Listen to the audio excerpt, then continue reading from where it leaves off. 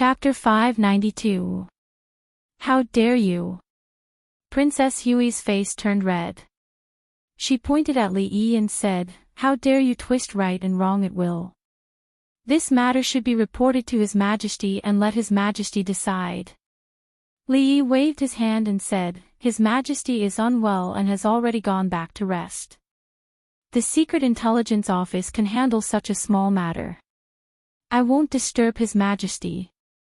Princess Hui snorted coldly and said, "Then keep him temporarily and wait for His Majesty's decision." Concubine Chui glanced at Princess Hui thoughtfully. "His Majesty and Her Majesty have arrived."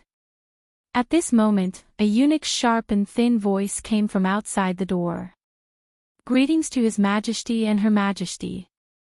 A group of women's voices suddenly sounded in the hall. Their voices were clear and melodious. Emperor Jing slowly walked in from outside the door with Her Majesty beside him and Princess Royal on the other side. When he walked into the hall and saw Li Yi and Li Xian, he was slightly stunned and asked, "Why are you two here?"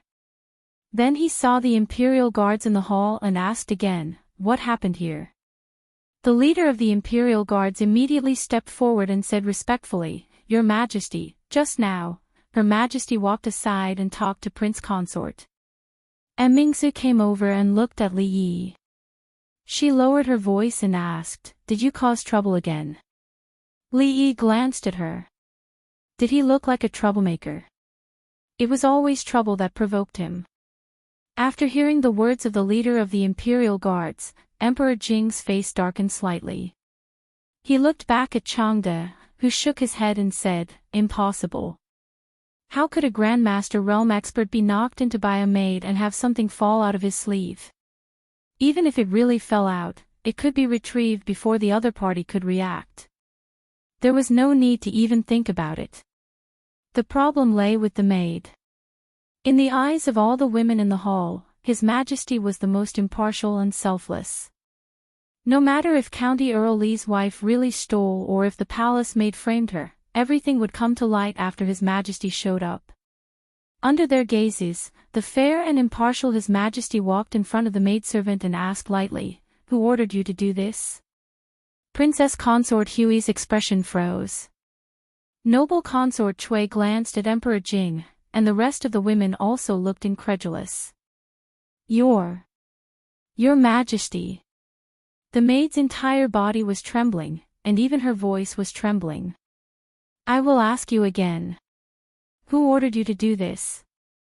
The maid's face was ashen, and her whole body was shaking like a sieve. "Drag him out. Flog him 50 times before questioning him," Emperor Jing said faintly. The leader of the Imperial Guards obeyed the order and 2 Imperial Guards carried the maid out. Not long after, a miserable scream came from outside. "Your Majesty, this..." Imperial concubine Chui walked out and pointed outside. She wanted to say something but hesitated. "I know what to do," Emperor Jing said. He glanced at Li Yi and Li Xian and said, "What are you two still doing here? Do you want me to add 2 more seats for you?" Li Yi and Li Xian were driven out by the old emperor before he could say a few words with Rui. He wanted to see what his concubines looked like, but he only saw Imperial concubine Chui. Although she was still charming, her mind was extremely vicious. This matter was most likely ordered by her. Imperial concubine Chui, right? The Chui family, right? These days, he was a little itchy. There was still half a month before the enrollment of the Imperial College. He had plenty of time. Inside the palace, the Princess Royal Highness was surrounded by many women. Rui and the 3rd Miss of the Qin family were talking. The Empress was holding the Crown Princess's hand.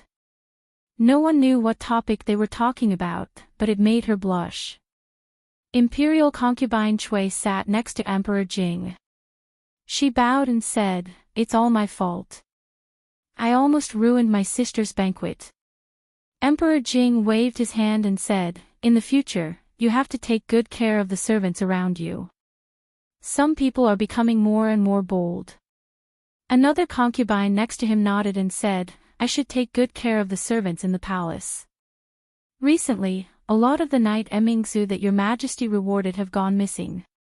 Jewelry has also been inexplicably lost. The servants by this concubine's side are rather clean. Imperial concubine Yen smiled. Only her palace had never lost anything. Shaning, that girl, always gave her some night emmingsu or other jewelry. When the girl grew up, she knew how to be filial to her mother. However, a daughter was a daughter after all. She couldn't compare to Imperial concubine Chen, who gave birth to a good son. Prince Jean was young and intelligent. It was said that County Earl Li asked His Majesty to let Prince Jean be a teacher of the Imperial College. There were even rumors that County Earl Li, who was highly regarded by His Majesty, wanted to support Prince Jean as the emperor. Of course, these things had nothing to do with her. In a few years, her daughter would have a good husband. That was what she was concerned about. Not long after, the leader of the Imperial Guards came in from outside the hall and said, Your Majesty, she confessed. The maid confessed very quickly. If there was no special favor other than the word punishment by flogging, then this punishment by flogging was the standard punishment by flogging. 50 flogging was enough to beat an adult man half to death. As for those who were slightly weaker, they might not even be able to keep their lives. At the 10th flogging, she couldn't help but confess. The leader of the Imperial Guard said, she admitted that she was greedy for the Imperial concubine's bracelet. Originally, she planned to find a place to hide outside the hall, but she accidentally bumped into Lady Li, so she simply pushed all the blame onto Lady Li, this lowly maid. Imperial concubine Cui showed a trace of anger on her face. She waved her hand and said, How dare she do such a bold thing? Someone, drag her away and flog her to death. Emperor Jing waved his hand and said, Today is the Lantern Festival. It's not appropriate to kill anyone. Flog her 100 times. If she is still alive, expel her from the palace. Yes, Your Majesty. After the leader of the Imperial Guards responded, he quickly walked out. His Majesty said that today was the Lantern Festival and it was not appropriate to kill anyone. Thus, he couldn't really flog her to death. Although she could avoid the death penalty, she couldn't escape punishment. She stole the Imperial concubine's treasures and framed the County Earl's wife. After this 100 flogging, she would most likely lose half of her life. She could only spend the rest of her life in bed. This lowly maid, how dare she? I was almost deceived by her just now. Yes, Madame Li seems to be a good person. She wouldn't do such a thing. The maids couldn't help but sigh in their hearts. His Majesty was really wise. With just a glance, he knew that it was the maid who framed Madame Li. And the County Earl Li, who was in the limelight, had more than just the Emperor's favor. After all, if he was seriously investigated, he was disrespectful to the Imperial concubine and defended Madame Li. However, how could a little maid dare to do such a bold thing? Moreover, she was the personal maid of Imperial concubine Cui. It was unknown whether there was any hidden story behind this matter. Your Majesty, I'm not feeling well. I'll leave first. Imperial concubine Cui stretched out her hand to support her forehead. There was a trace of tiredness in her voice. Emperor Jing looked at her and said, Do you want to summon an imperial doctor? No, I just feel a little tired. I'll be fine after a short rest. Imperial concubine Cui shook her head slightly and said. Emperor Jing nodded. Imperial concubine Cui, followed by 2 maids, walked out of the hall. As soon as she stepped out of the hall, Princess Hui, who had a strong unwillingness on her face, also followed her out. There were many palaces in Hibiscus Garden. Important concubines such as the Empress, Imperial concubine, and concubine Yen all had their own palaces. At this time, in a palace somewhere, Imperial concubine Cui stood with her back facing the hall. Her face was cold, and she didn't look tired at all. Princess Hui came in from outside and said with a little anger in her voice, "What's the background of Li Yi? Why does he deserve His Majesty's favoritism? He obviously didn't investigate it strictly. Qin might have confessed under torture." Slap. A loud slap suddenly came from the hall. Princess Hui covered her burning face, and her eyes were full of disbelief. "Sister, who allowed you to act on your own?" Imperial concubine Chui looked at her with cold eyes and said coldly. Chapter 593. Sister, Princess Hui covered one side of her face, and the other side was extremely pale. She looked away and said in a trembling voice. Imperial concubine Chui said coldly, "Qin grew up in the Chui family and has been with me for more than 10 years. Before that, she took care of your daily life. Who else can order her around except you?" Princess Hui lowered her head and said nothing for a long time. After a while, she suddenly gritted her teeth and a strong hatred appeared on her pale face. She said harshly, "Yes, it's me. I asked Qin to do this. A jade bracelet is nothing. I just want to ruin her reputation. This is just the beginning. They ruined my child. I want them to die a horrible death." "What happened to Li De?" Imperial concubine Chui frowned and asked. After De was flogged, he can no longer have sex." Princess Hui squeezed out a few words from between her teeth. Imperial concubine Chui frowned even more. After a while, she said in a low voice, "Stupid. The king of Shu was expelled from the capital city because of the last incident. He was not summoned to the imperial court this time. Their power in the court was also severely damaged. The Qin family's attitude was unclear, and Prime Minister Qin's party also began to waver. The influence on other officials was deeper. The Chui family and her plot for more than 10 years was almost destroyed. It was impossible for them to recover in a short time. What they could do now was to bear it. Even if their power in the court was severely damaged, they still had no rivals. The Chui family had an extremely strong foundation in the aristocrats of the court and the people. No one, including the emperor, dared to underestimate them. It was simply a fool's dream for other princes to want to touch the East Palace. If they could maintain the original situation, they would win. But if they continued like before, they would be pushed into the abyss step by step. Imperial concubine Chui looked at her and said coldly, "This matter will come to an end. 1 year, at most 1 year. No matter who Li Yi is, you can do whatever you want to him. If he does such a stupid thing again and spoils my son's plan, don't blame me for being ruthless." When he said the last sentence, his tone was extremely harsh. "I got it." Princess Hui nodded, gritted her teeth and said, but the hatred in her eyes was still so strong that it could not be dispersed. "Royal Prince Duanyang can no longer have sex." Li Yi was very shocked when he heard the news from Li Xian. Wasn't it supposed to be a wooden board? He was going to be beaten on his stomach, not lying down. How could he be injured? Where was he injured? Could it be that the blood capillaries were clogged due to fear, causing the blood vessels to be blocked and the peripheral nerves to die off, causing the cavernous body to die off? It's already spread among the nobles in the capital. Don't you know? Li Xian looked at him and asked. Li Yi shook his head. He had never known what the circle of the rich and powerful in the capital was like. Moreover, he had been staying at home to look after the child or accompany Rui for the past few months. He had no time to care about other people's business.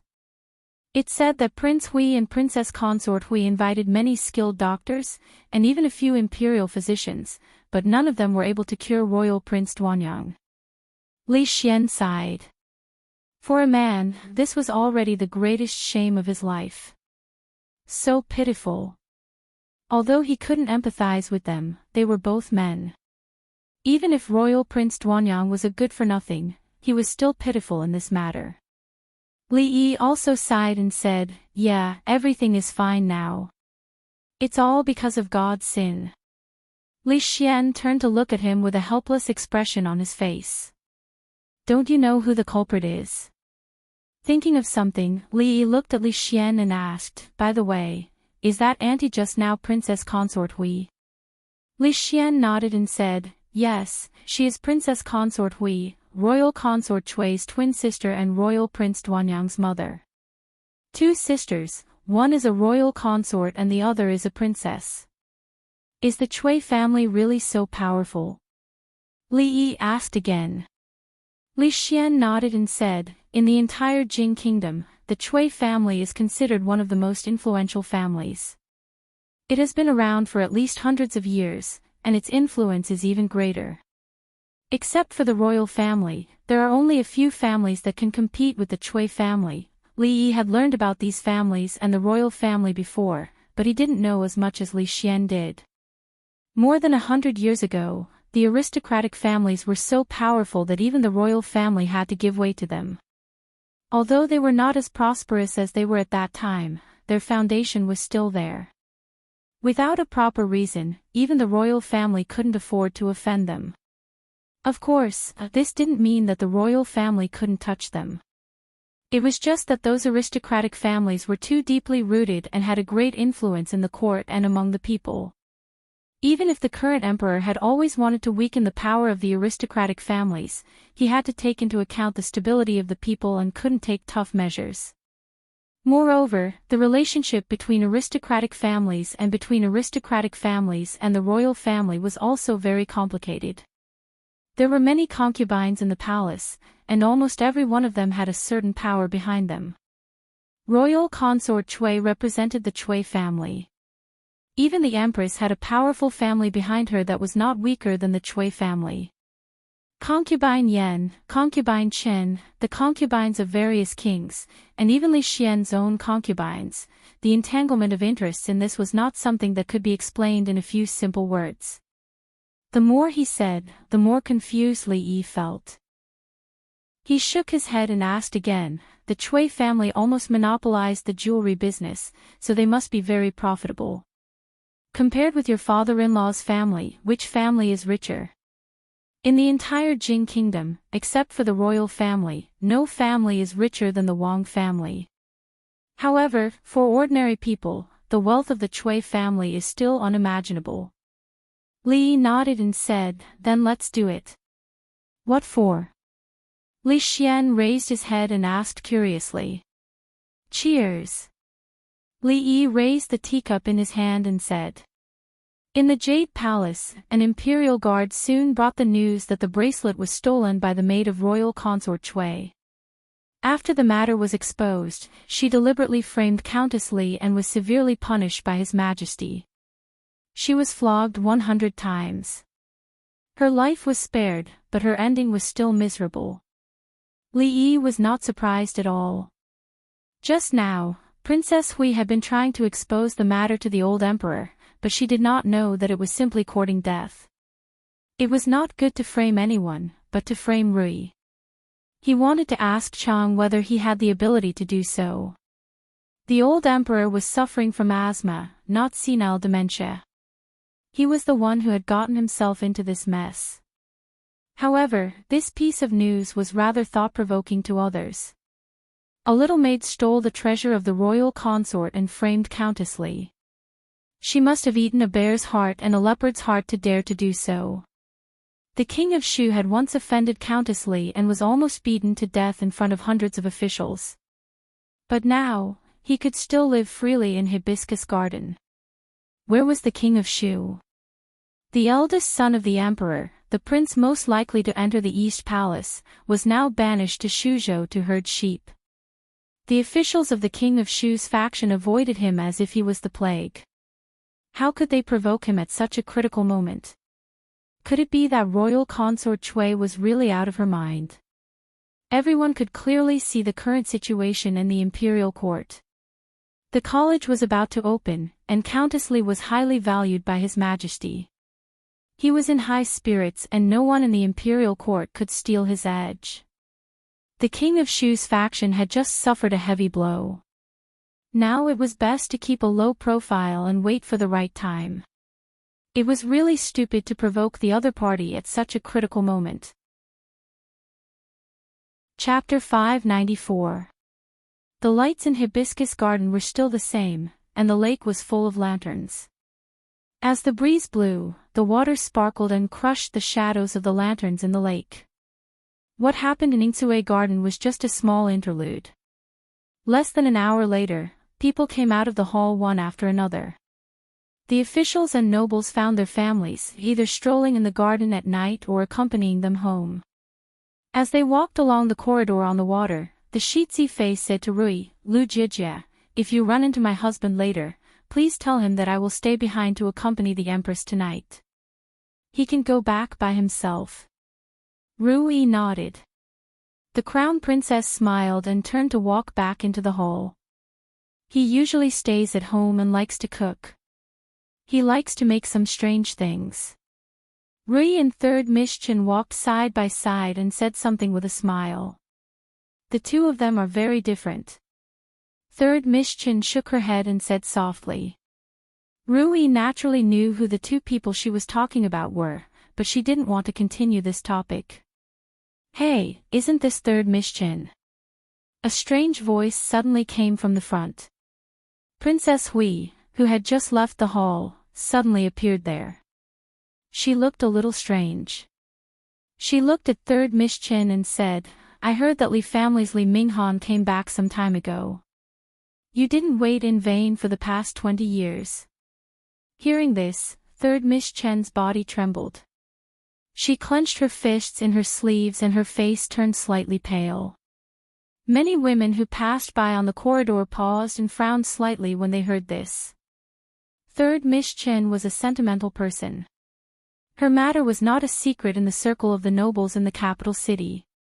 Everyone knew that her hair turned white overnight because of Li Minghan. If they talked to her on normal days, they would avoid talking about that topic. What Princess Hui said just now was indeed a little too much. It was impossible that she didn't know that Li Minghan had passed away. At this moment, she said these words on purpose to make Third Mischin sad. However, Chen family, Cui family, and Hui Wang, weren't they always on the same boat? Princess Hui smiled and said, "Oh, I forgot. Li Minghan died a long time ago. It's good that he died. What's the point of living in this world for such a heartless person? But I seem to have heard that Li Minghan's son looks exactly like him. As the saying goes, the son pays his father's debts." Shut up. A light reprimand suddenly sounded. Princess Hui was slightly startled. When she looked at the woman beside Third Mischin, the anger that she had suppressed with great difficulty rose again. She said angrily, "How dare you? Who are you?" She had wanted to use her status to pressure her, but when she saw the woman's eyes, she felt her tongue stiffen, and she couldn't say what she wanted to say. Apart from that, there seemed to be something pressing down on her, causing her breathing to stagnate. Even opening her mouth became extremely difficult. "Let's go." Rui smiled and turned to speak to Third Mischin. She took a step forward, but Princess Consort Hui staggered a few steps back and bumped into the railing of the corridor. The maid beside her didn't have time to help her and saw Princess Consort Hui fall down head first. Although it was not the center of the lake, the water was not shallow. Princess Hui flopped a few times on the water, and then there was no sound. The maid was so scared that her soul almost left her body. She screamed, "Help! Help! Help! Princess has fallen into the water." Not far away, a group of imperial guards rushed over. When they came to the front, they immediately jumped down without hesitation. Princess Hui was soon rescued, but she fainted because of excessive shock. Seeing this scene, the woman was frightened. Recalling the scene just now, she couldn't come to her senses for a long time. Madame Li clearly didn't do anything. She just took a step forward, and Princess Hui stepped back several steps until she fell into the lake. Why did this scene look so familiar? After a while, they remembered that King of Shu was so scared by County Uncle Li's murderous eyes that he jumped into the lake. When they looked at Mrs. Li again, they couldn't help but be frightened. When they walked forward again, the crowd retreated. Third Miss Chen didn't say anything along the way. After walking out of the long corridor on the lake, Li Yi and Li Xian were waiting not far away. You go first. I'll wait for them. Third Miss Chen said and stood there waiting for the woman of the Qin family. Ru Yi glanced ahead and didn't say anything. After saying goodbye to her, she walked straight ahead. Did concubine Cui do anything to you just now? Li Yi asked Rui in the carriage after leaving Furong Garden.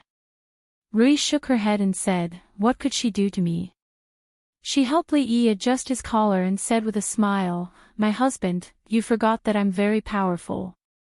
No, I still can't take this lying down. Although what happened tonight didn't affect Rui much, courtesy demanded reciprocity since ancient times was a traditional virtue. Traditional virtues couldn't be lost. How could one only accept gifts and not give them? I'm fine. My husband, don't act recklessly. Rui looked at him and said in a low voice. Li Yi shook his head and said, as a county uncle, of course, I have to set an example and abide by the law. How can I act recklessly? After a quarter of an hour, the carriage couldn't go any further. Tonight, several main streets in the capital were full of traffic. It was difficult for carriages and horses to move. Li Yi and Rui got out of the carriage. In the sky behind them, fireworks rose and exploded. The first night of the Lantern Festival had passed. According to the situation in previous years, the residual heat of the Lantern Festival would probably last for 2 or 3 days. After the Lantern Festival, the New Year's festival was finally over. For the ordinary people in the capital, life returned to peace and it was time for another busy year. However, for the officials in the imperial court, the word peace had nothing to do with them. No matter when, there were countless undercurrents surging in the imperial court. A little carelessness would cause one to be involved and be doomed eternally. Last night in the hibiscus garden, the wife of County Uncle Li was framed by the personal maid of concubine Cui. This was one of the undercurrents, which was regarded by everyone as some kind of action of concubine Cui. After all, everyone knew that County Uncle Li and the King of Shu were completely on the opposite side.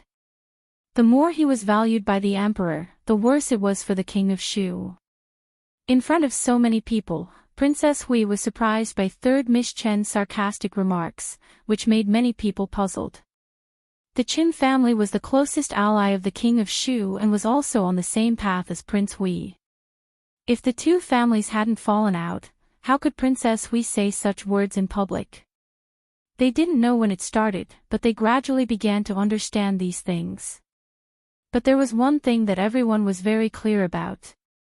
That was, the faction of the King of Shu, which was once powerful enough to control the imperial court, seemed to be gradually declining. Early in the morning, at the gate of the Qin family, a young man came forward and handed over an invitation, saying, please send a message that Prince Duanyang is here to visit old Marquis Qin. The gatekeeper of the Qin family looked at the young man a few more times and thought, why did Prince Duanyang come at this moment? The second master is angry and probably won't be nice to him. However, Prince Duanyang was different from others.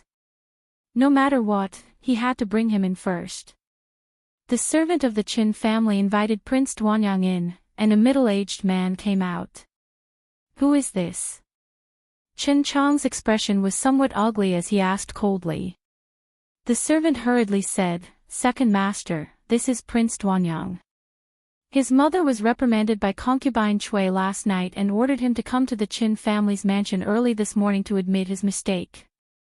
Knowing that the person in front of him was the second master of the Qin family, Prince Duanyang immediately cupped his hands and said, I am Li De.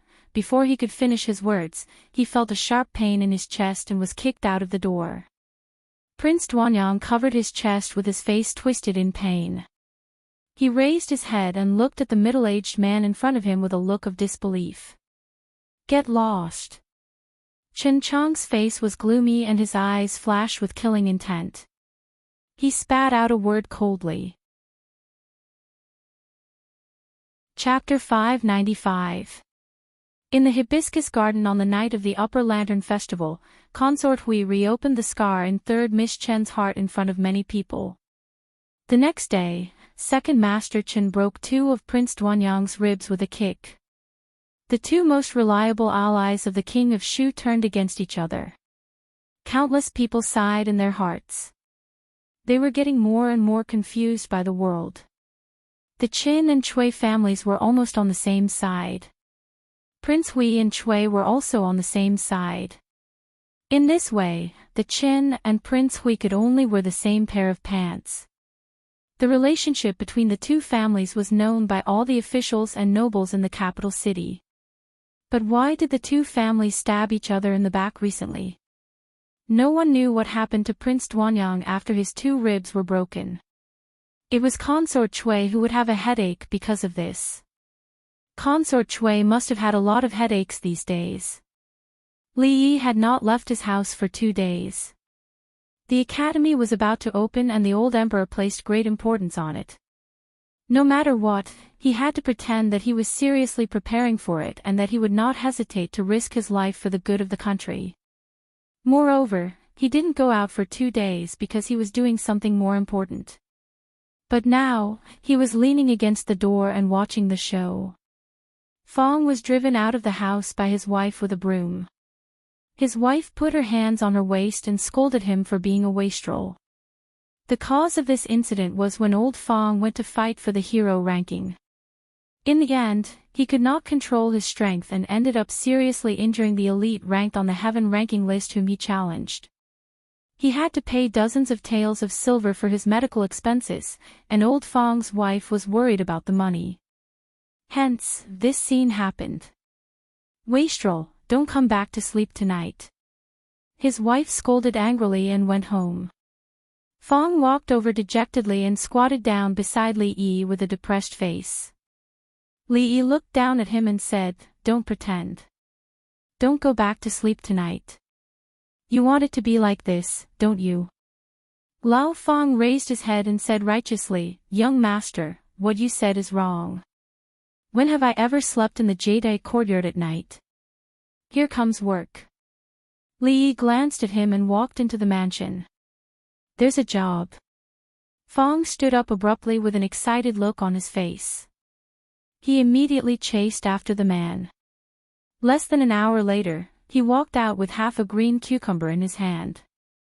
He took a bite of it and muttered to himself in a low voice. "What are you doing with these things? Burning bricks? I don't think there are any plans to build any houses." He looked up and saw his wife standing at the door. She looked at him coldly and said, "What are you waiting for? Come back." "I'm coming." Fong sighed, and a disappointed expression appeared on his face. He shook his head, put the booklet in his bosom, and walked back with his head lowered. Back then, the Math Academy had enrolled a total of 100 students. Now, the total number of students was about 120. Getting in through the back door was common everywhere.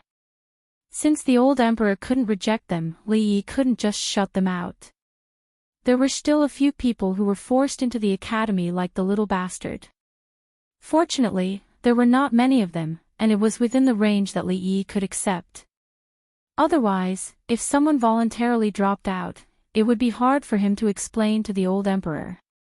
The class schedule of the Math Academy was very scientific. There were 5 days in class and 2 days off, and 1 month in the winter and summer vacations. Classes were held from 8 a.m. to 12 p.m., and from 2 p.m. to 6 p.m. There were also breaks between classes. There were no self-study sessions at night. It was very humane. Learning mathematics for 8 hours a day was actually very painful. However, it was a piece of cake for the students who could read the 4 books and 5 classics for a lifetime. This kind of high-intensity knowledge instilling could cultivate a batch of useful mathematics talents for the Jing Kingdom in a short period of time. Whether it was the schedule, the content of the classes, or even the timetable, they were all very scientific. The doctoral students from the Math Academy agreed with this. The Math Academy had been separated from the Math Academy. Currently, the doctoral students from the Math Academy were temporarily under Li Yi's command. They were the first to come into contact with the new mathematics, so their starting point was much higher than the students from the Math Academy. As teaching assistants, they would listen to the lectures and assist the doctoral students in teaching. A doctoral student from the Math Academy held the timetable in his hand. He looked up at Li Yi and asked curiously, "Sir Dean, aren't you going to teach the students?" There was something wrong with the timetable in his hand. Why wasn't the most important dean's name on it? Li Yi glanced at him and said, "The dean's responsibility is to provide strategic support for the mathematics school in the general direction and to oversee the overall situation. If he has to do something as trivial as teaching, then what's the point of having teachers like you?" Another doctoral student next to him glared at the fellow who had just spoken and said with a smile, "Sir Dean, you're right. We'll definitely remember your teachings in the future and live up to His Majesty's expectations. We'll cultivate top-notch mathematics talents for the Jing Kingdom." In the end, there were still subordinates who could understand his good intentions. Li Yi nodded and said, "His Majesty isn't here yet. I'll go in and take a nap. Wake me up when His Majesty arrives." The old emperor attached great importance to the Math Academy because it could save him a lot of money. Therefore, on the second day of the second month, which was the opening day of the academy, even though he was ill, he would still bring a few important officials from the imperial court to cut the ribbon and preside over the opening ceremony. At the same time, he would encourage the students so that they would establish a correct outlook on life and study for the rise of the Jing Kingdom. As the dean of the Math Academy, he naturally had a special place. For example, he could have a huge office all by himself. The bed was also very big, so he could sleep, or use it to oversee the overall situation. It was perfect for providing strategic support for the Math Academy. The old emperor came very quickly. Li Yi was woken up not long after he slept. This time, the lineup of leaders for the inspection was very powerful. Prime Minister Qin did not come, but Prime Minister Shen followed the old emperor. The leaders of the 6 ministries came in person, which gave the Math Academy a lot of face. In the sports field behind the academy, Jing Di stood on the rostrum and waved to the students below. He said, "You are all the future pillars of the Jing Kingdom. You may rise." There were many people on the rostrum, including Li Yi. However, when the old emperor was standing, no one dared to sit down. After he finished speaking, Prime Minister Shen went up to speak again. Minister Qin Huan, the Minister of Revenue, rambled on for another half an hour. Li Yi hated this kind of superficial work the most. However, this was the system. He could not do anything about it. He listened until he was drowsy. Naturally, the students of the Math Academy were not drowsy.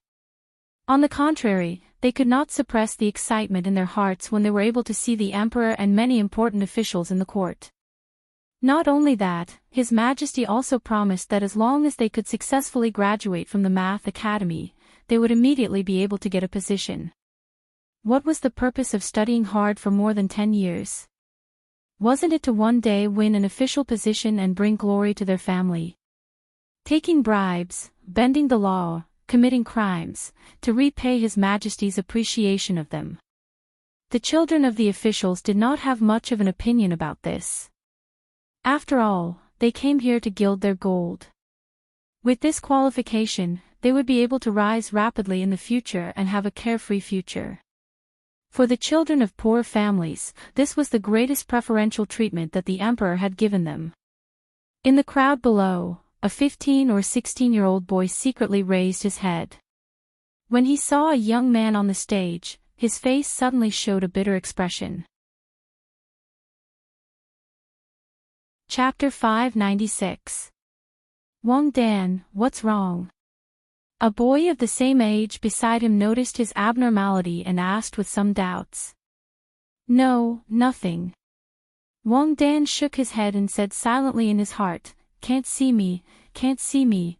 A trace of doubt appeared on the face of the boy beside him. When he looked at the stage again, the doubt turned into impatience. He had been talking for more than an hour. This Minister of Revenue was talking too much nonsense. The Minister of Revenue, Qin Huan, was a man of few words. Why was he so talkative at this moment? Li Yi didn't know how long he had been listening to Qin Huan. Just as he was about to fall asleep standing up, a doctor beside him nudged him. County Uncle Li, His Majesty is calling you. Li Yi raised his head and rubbed his eyes. He heard Emperor Jing's voice. He turned his head and Emperor Jing was looking at him. As the Dean of the School of Mathematics, what else do you have to say to the students of the School of Mathematics? Watching the young dean walk to the front, more than half of the people immediately showed deep gratitude on their faces. It was the dean's credit that the students from poor families could have such an opportunity. For the sake of the students from poor families, he did not hesitate to offend the nobles in the capital. He just wanted to fight for more places for the students from poor families. In the imperial court, who was willing to do this for the students from poor families?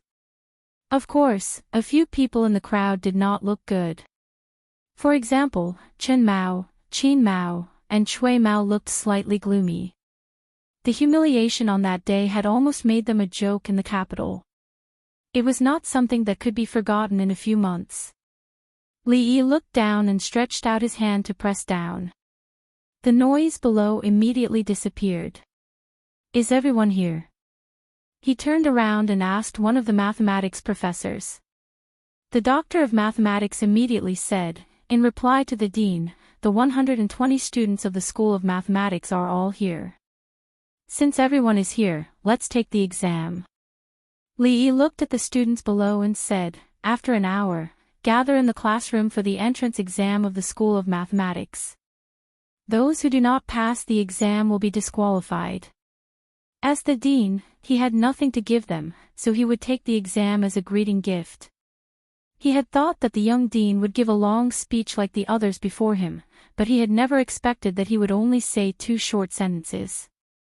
Before the students could rejoice in their hearts, it immediately turned into astonishment and shock. Those who don't pass the entrance exam will be disqualified. It wasn't easy for him to get into the arithmetic academy and enjoy the country's special allowance. After graduation, he was given the treatment of a civil servant. If he were to be expelled from the arithmetic academy, losing face would be a small matter. But his dream of becoming an official would be shattered. After a short moment of silence, a huge uproar came from below. Jing Di looked at Li Yi with a puzzled expression, obviously waiting for his explanation. Your Majesty, you don't know.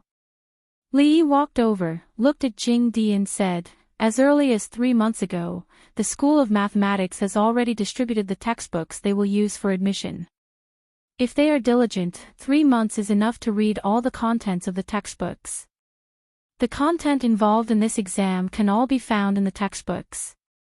If in this case, there are still people who do not reach the passing line, it means that they are just lazy people who are destined to not have great achievements. Even if they really enter the court in the future, it will not be a blessing for the court.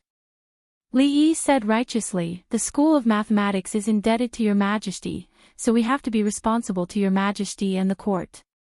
If there are not enough students, we can recruit more, but we must not waste time on these people.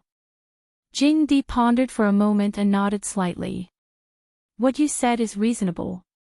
In this case, I will stay here for a while and see what will happen. Ah. Your Majesty, you want to stay here? Li Yi was stunned. Jing Di looked at him and asked, why?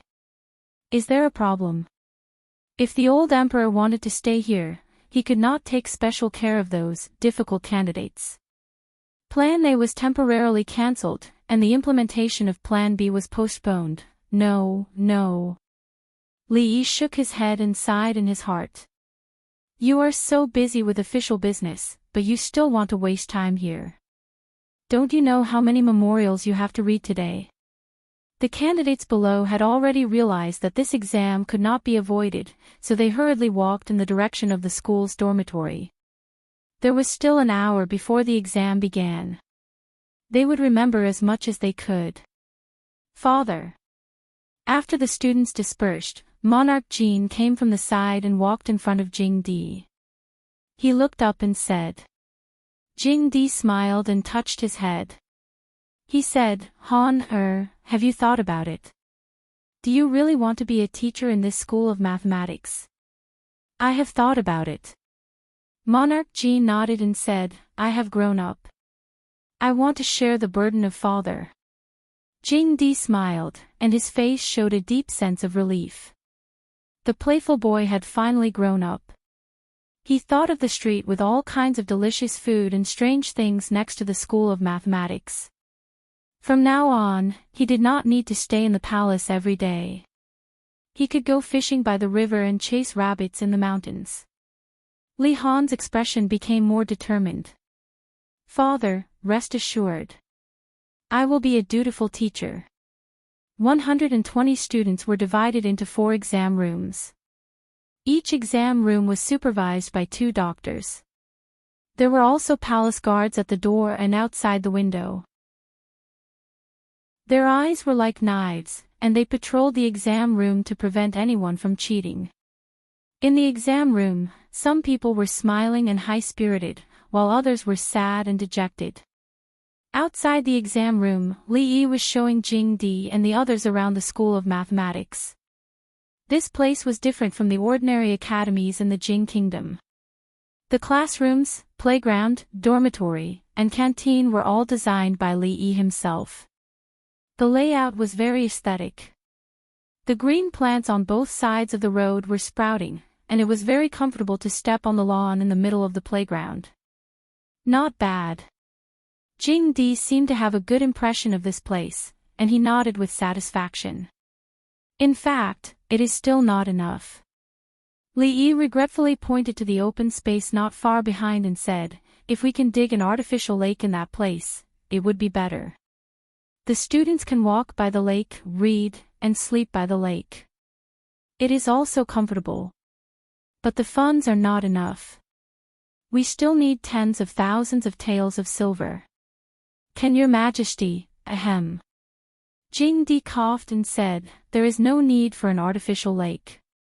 This year, the national treasury is tight, and we need to save unnecessary expenses. Why was it unnecessary? In the summer evening, if the rocking chair was moved to the lake under the tree, the breeze would blow from the lake, and the cicadas would sing.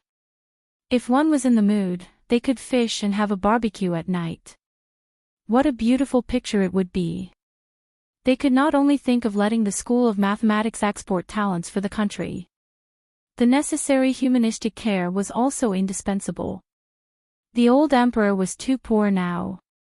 They had to find a way for him to earn some money.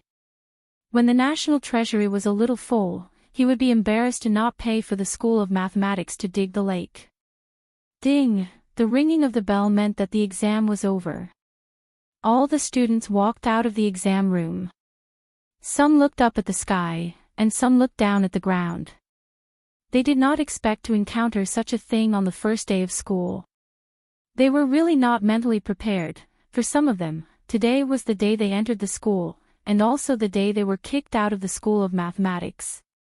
It was a half-day tour of the school, and they could also pay homage to the emperor and the ministers in the court. It seemed that it was not a loss. Chapter 597. All the test papers were copied and printed a few days ago. Originally, they planned to set aside half a day to mark the papers and wait until tomorrow morning to post the results. However, today the old emperor was in a good mood and the results would be marked and summarized immediately. Including Li Yi, the Imperial College's mathematics doctors, mathematics students, and even Prince Jin's little fatty personally marked the papers. It only took a while for all 120 papers to be read. How is it? Emperor Jing came over and looked at Li Yi and asked. Li Yi held a list in his hand and said, out of the 120 students, 21 are unqualified. Emperor Jing took the list and glanced at it. He frowned and said, all of them are from aristocratic families. Yes. Li Yi nodded and said, in today's exam, there were many students from poor families who got full marks. There was no one who failed. Emperor Jing had been deliberately supporting the children of poor families over the years. He knew that they often worked harder than the children of aristocratic families because of their family circumstances. Although they lacked resources, they frequently performed well in the imperial examinations with their hard work. On the other hand, among the children of the aristocratic families, extravagant and lascivious were prevalent. There were many vermin and they were useless. However, the last time the Calculation Academy enrolled students, it was already biased towards the poor. If these 20 people were expelled, there would be many objections in the court. Moreover, among these people, there was the boy from the Wang family and the nephew of concubine Yan. He had promised them not long ago. If he expelled them on the first day of school, he, as the emperor, would lose face. However, in front of so many people, he had already agreed to Li Yi's request. The emperor had to keep his word, so he couldn't take it back at this moment. Everyone makes mistakes. Your Majesty, in my opinion, why don't you give them another chance and let them study in the arithmetic college for 3 months? If they are still so lazy after 3 months, they will be kicked out and will never be hired again. Li Yi thought for a moment and looked at Emperor Jing. During the Spring Festival, he visited many of the Li family's relatives. Among the 21 people, he had met several of them. If he was so heartless, it would be hard for him to meet them in the future. As for the little bastard of the Wang family, the business between the two families had just started, so it was not good for him to disrespect the Wang family. In addition, the boy's surname Jing seemed to have some relationship with concubine Yan. He was a proud girl, so it was not good for him to disrespect the Wang family. Of course, he couldn't purposely keep this bunch of disappointing fellows, or else he wouldn't be able to convince the masses. All students should be treated equally. After all, impartiality, fairness, and impartiality were his principles in doing things. It's good to know your mistakes and correct them. Emperor Jing looked at Li Yi with satisfaction, nodded and said, that's good. Give them a chance, lest they say that the college is not tolerant. But, Your Majesty, look, Qin Zhong and Chen Hao. Li Yi pointed at the names of the two people and said, they scored 100 points on the test paper, but they didn't even score 10 points. It's too unreasonable. Qin Zhong, the eldest son of the Qin family's third branch, and Chen Hao, a son of the Qin family's side branch. Emperor Jing glanced at them and said faintly, rotten wood cannot be carved. These two people should be expelled directly. Li Yi counted with his fingers. 13 minus 2, there were still more than a dozen. There was still more to come. There was no hurry, there was still a long way to go. However, he could only stop here for today. After all, he had to be fair and just. The results of the entrance examination were posted on a high wall in the arithmetic college. According to a doctor, this wall would be specially used to post examination results. Congratulations, Brother Wang, for getting full marks. Brother He, don't make fun of me. Aren't you the same? Sigh, it's a pity. Just 1 point. I clearly saw that question yesterday. The students gathered under the wall chatted and laughed. At this time, the results had been posted, and it was clear at a glance whether they passed or not. Most people breathed a sigh of relief, and because of the score, they began to compete with their friends. Of course, this wall was an honor roll for some people, but for others, it was a pillar of shame. Wang Dan stood in the corner, and his face was red. He was so embarrassed that he wished there was a hole on the ground to hide in. These few months, he only cared about playing and flipped a few pages of books at the beginning. 60 points was considered a pass, but he didn't even get half of it. He was afraid that he would be expelled today. He couldn't imagine what kind of reprimand and ridicule he would receive when he returned home. A 15 or 16-year-old youth beside him patted his shoulder and said, "Don't worry, my score is worse than yours. At most, I will be expelled. Who wants to stay in this crappy place? After we leave, we can do whatever we want. No one will care." Wang Dan nodded. If he was expelled, then so be it. At most, he would receive a small punishment and ridicule. In comparison, staying in the arithmetic college and having to face the person he had offended every day was even more terrifying. He even dared to beat up Brother Qin and the King of Shu, let alone himself. For the sake of his life, he had to stay far away from the arithmetic college. At this time, a doctor from the arithmetic college walked over and said, "Anyone who scored more than 60 points in the entrance examination will be considered a pass. Those who pass can leave."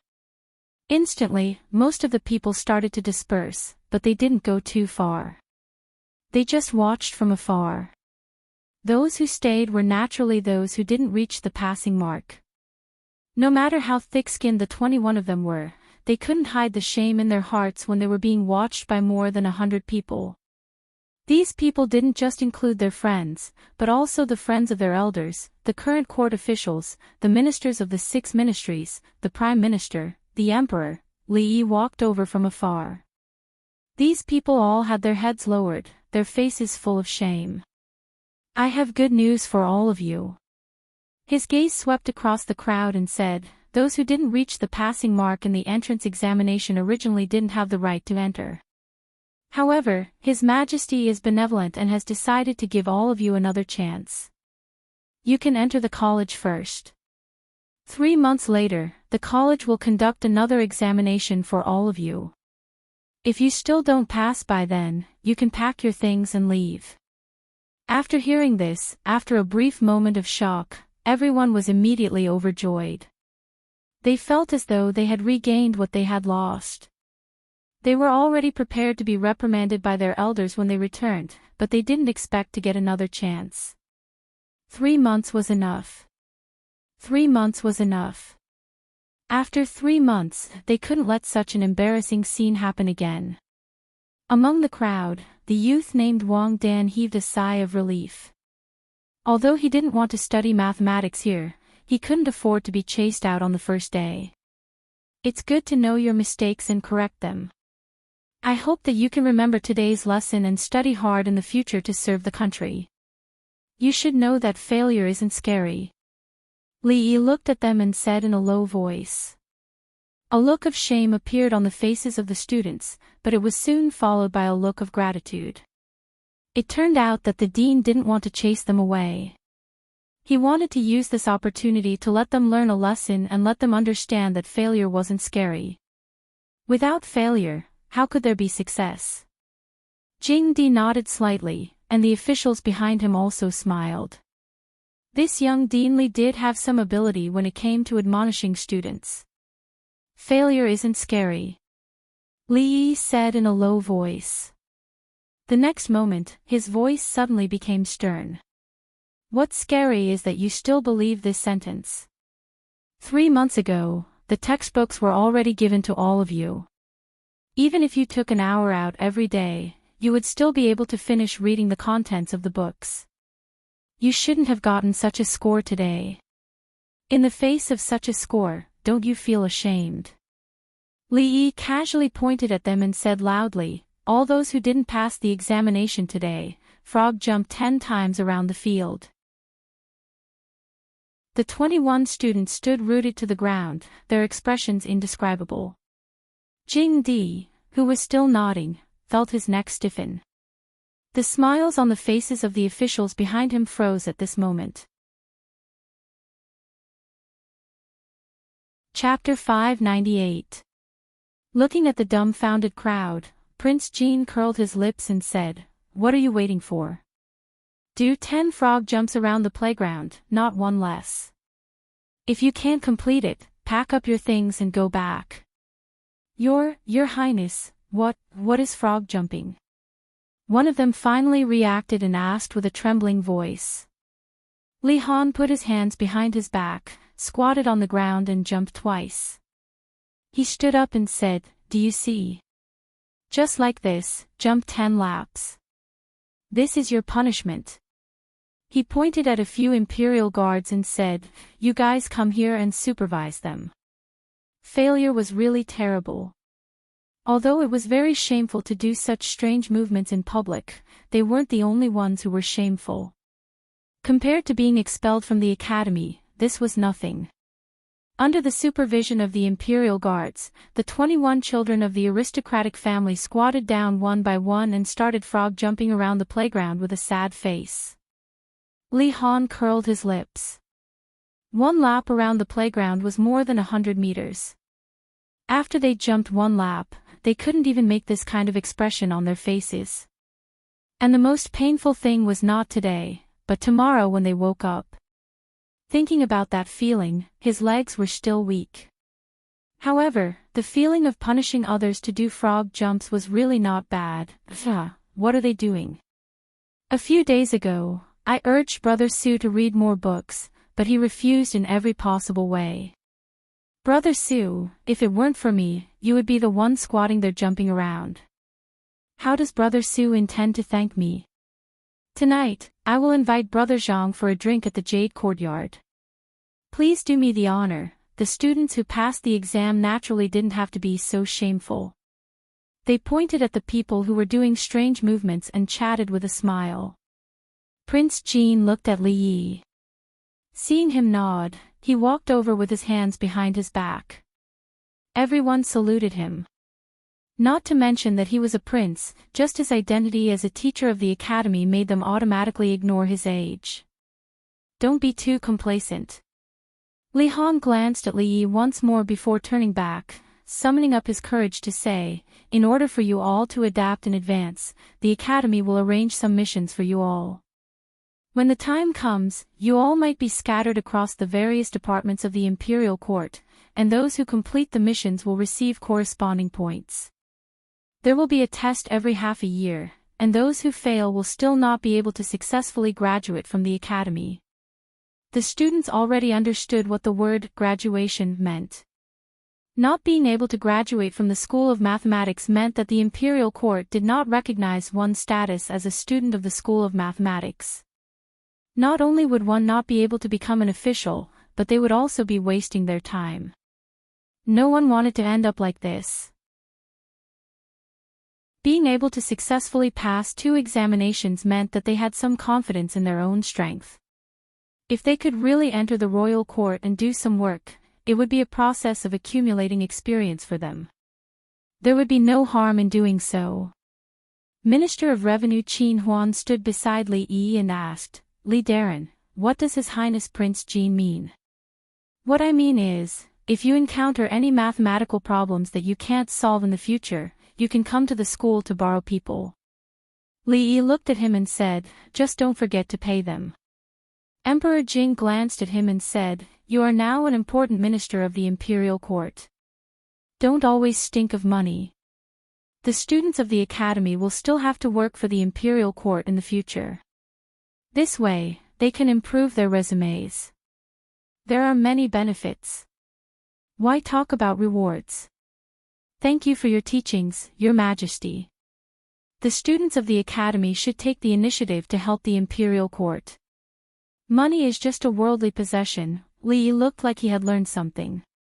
He looked at Emperor Jing and said, "I want to ask Your Majesty for some worldly possessions. I want to dig an artificial lake in the academy to build a more comfortable place for the students to study." "I wonder," Emperor Jing's expression froze. He suddenly pointed to the field and said, "What happened to them?" Everyone looked in the direction he pointed and saw that the students who were jumping happily just now were now paralyzed on the ground. It was not until the Imperial Guards forced them to move forward a little bit. Li Han came over and explained, "Father, you don't know this. This action looks simple, but it is very painful to persist for a long time. Emperor Jing nodded and said, in the end, they will have to enter the imperial court to become an official. For such lazy students, we should punish them and make them change their lazy nature. There was a shortage of mathematics talents in the Jing kingdom. The academy could only train about 100 people in the first batch. No one could be easily given up. After admonishing the mathematicians, Jing Di turned around and asked, where were we just now? Speaking of the artificial lake. Li Yi reminded him. This Academy of Mathematics, I will leave it to you. Don't let me down. Emperor Jing covered his chest and said, I am a little tired today. I will return to the palace. Farewell, Your Majesty. The professors immediately bowed. Nearly 100 students of the Academy of Mathematics lined the road to see them off. Today, they had actually seen the emperor in the flesh. When they returned, they would brag to others. Li Yi's face was full of pity. The stingy old emperor. So many students had done their best for the future of the Jing kingdom, but he could not even satisfy this small request. It was really disappointing. The Academy of Mathematics was very close to the palace. After Emperor Jing walked out of the gate of the Academy of Mathematics, he put his hand down from his chest. His brows relaxed and he said, the money of the people and nobles in the capital has been earned by them. Now, they have come to ask me for money. The national treasury does not have extra money for them to dig a lake.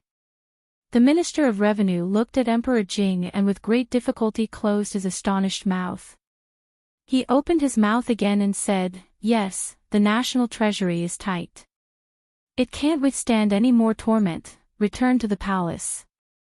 Thinking of this, Emperor Jing felt a little annoyed. He waved his hand and stepped onto the dragon carriage. How many laps has it been? Wang Dan turned his head with difficulty and looked around. Seeing that there were figures crawling with difficulty in front and behind him, he asked weakly. It was only the beginning of February, and it was chilly in spring. His clothes were all soaked in sweat, and his legs were heavy as if they were tied to 2 mountains. Even taking a step forward was very difficult. There are still 5 laps, an imperial guard behind him said expressionlessly. Thump. Hearing that there were still 5 laps to climb, a sliver of despair rose to Wang Dan's face. The last bit of strength in his body also disappeared. His vision darkened and he fell to the ground. A few steps behind him, the youth surnamed Xing saw Wang Dan fall and also stopped crawling. His entire body lay on the ground and did not move anymore. Take them to the dormitory. Li Yi waved his hand. It was already difficult for them to run 10 laps around the 400-meter track, let alone frog jump. Even the palace guards did not have the ability to do this. Rolling and crawling to last 5 laps was already beyond his expectations. In the academy, there were almost no problems for poor students. No one would not cherish this kind of opportunity to reach the sky in one step. Some of the sons of officials and aristocratic families still needed more training. This was a show of strength. He believed that after today, it would be much easier to lead the troops under him. The bodies of the scholars were thin and weak. In the end, no one could last 10 laps before they were carried away by the imperial guards one by one. If I had known earlier, I would have read more books. Otherwise, I wouldn't have gotten such a low score. Yeah, fortunately. Fortunately, he was just scaring us. The 2 young men looked at each other and could see the joy in each other's eyes. Although they had passed the previous exam, they thought that it was safe to enter the Academy of Mathematics. After they returned, they did not even look at the so-called new mathematics textbook. Today's exam paper was like a book from heaven. They scored 1 or even 2 digits lower than the others. It could be said that they stood out from the crowd and earned everyone's attention. A figure walked over from afar. The 2 of them looked at him and hurriedly got up. Greetings, Your Highness, Prince Jean. Li Han looked at them and asked, "You are Qin Zhong and Qin Hao." Chapter 599. The Imperial College was the highest educational institution in the Jing Kingdom. The students there were all elites from all over the country, and they were very serious about learning. Today was the first official day of classes. However, the professors from the Imperial College were surprised to find that the students of the Imperial College were very serious and hardworking. They could tell from their attitude in class that they were even better than the students from the Imperial College. Part of the reason was that the academy did not give face to Prime Minister Qin and Minister Qin, making the two children of officials pack up and go home on the first day. The uniformed screams when they went down the stairs should also be one of the reasons. But the most important reason should be that the students restrained themselves, treated learning seriously and diligently. Ding, the bell rang, signaling the end of the morning class. All right, that's all for the morning class. Remember to clean the blackboard. A teacher put down the chalk and walked out of the classroom. Although he had practiced it countless times, he still wasn't used to using the chalk in his hands. However, it had to be said that the chalk made by County Uncle Li was indeed convenient to use, even though there was no order to it. He flicked the chalk dust off his fingers and washed his hands with water outside before walking unhurriedly in the direction of the dining hall. He had already thought of the main course for lunch. It would be braised beef noodles with 2 extra eggs. It was free for lunch, which was the subsidy given by the Imperial Court to the teachers of the Imperial College. It was illegal to slaughter cattle without permission, so beef couldn't be eaten often. Thus, he decided to eat 2 bowls of noodles with 4 eggs today. "Sheng Yin, you, help me clean the blackboard," Wang Dan said weakly as she lay on the table in the classroom. "I don't have the strength." As soon as he finished speaking, another feeble voice came from beside him. Wang Dan covered her stomach that had been growling for a long time and said, "When are we going to eat?" Sheng Yin shook his head and said, "There are 10 steps to the dining hall." "I'm not going." Wang Dan lived on the 2nd floor of the dormitory. When she thought of the feeling when she went down the stairs this morning, her expression immediately became a little frightened. "Then I'm not eating either." 2 students carried large bowls into the classroom and found their seats. They ate and read books at the same time. For students from poorer families, educational resources were scarce. Sometimes, just to borrow a book, they would have to travel dozens of miles.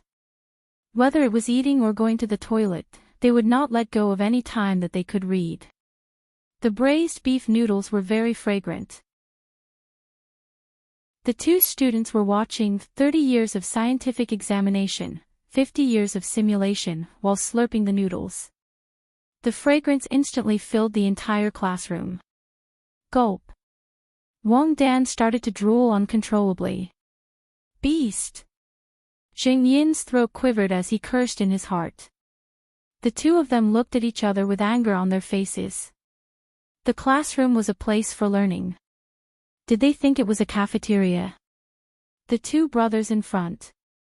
In the end, Wang Dan couldn't help but speak first.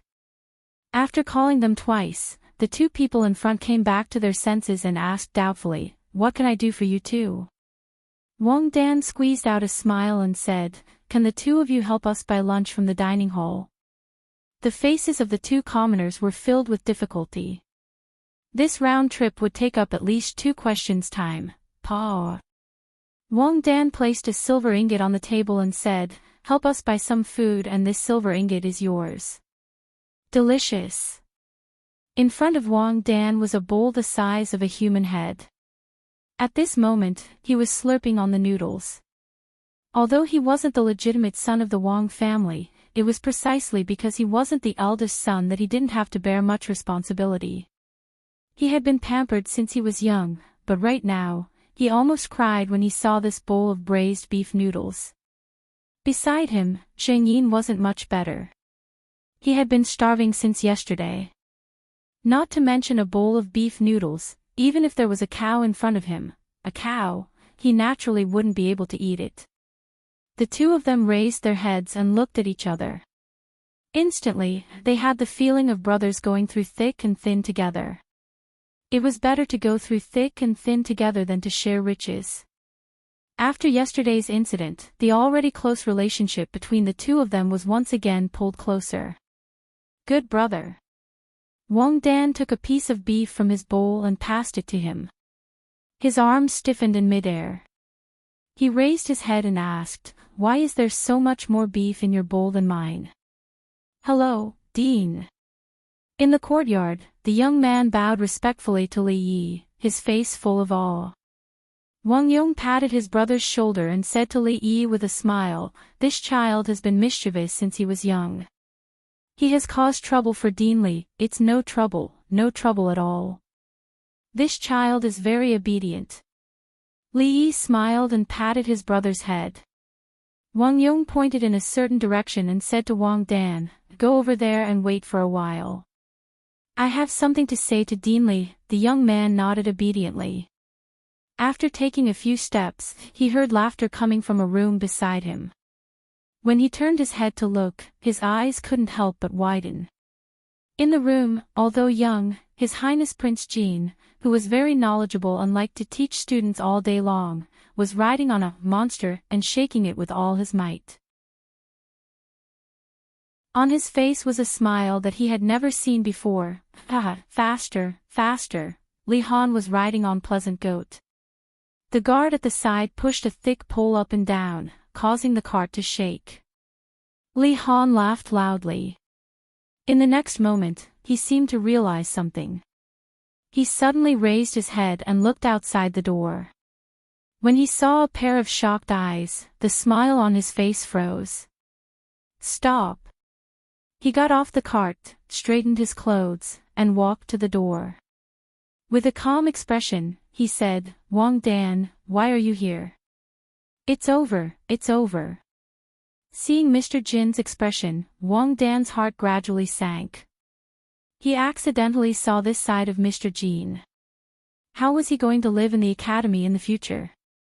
In an instant, he felt like he had just escaped from the tiger's mouth and entered the wolf's den. I wonder how big the big business that Brother Li is talking about is. Wang Yong put down his teacup and looked at Li Yi with a smile. It's even bigger than the perfume and liquor business. Li Yi looked at him and said, "I just don't know if the Wang family can handle it." Wang Yong was stunned for a moment. Then, the smile on his face became even brighter. "Brother Li, don't worry. In this world, there is no business that the Wang family can't handle." The two of them looked at each other and smiled. Some important matters had been settled with this smile. "Brother Wang, take care." After a while, Li Yi stood at the door and cupped his hands at Wang Yong. "Brother Li, I won't see you out." Wang Yong turned back and smiled.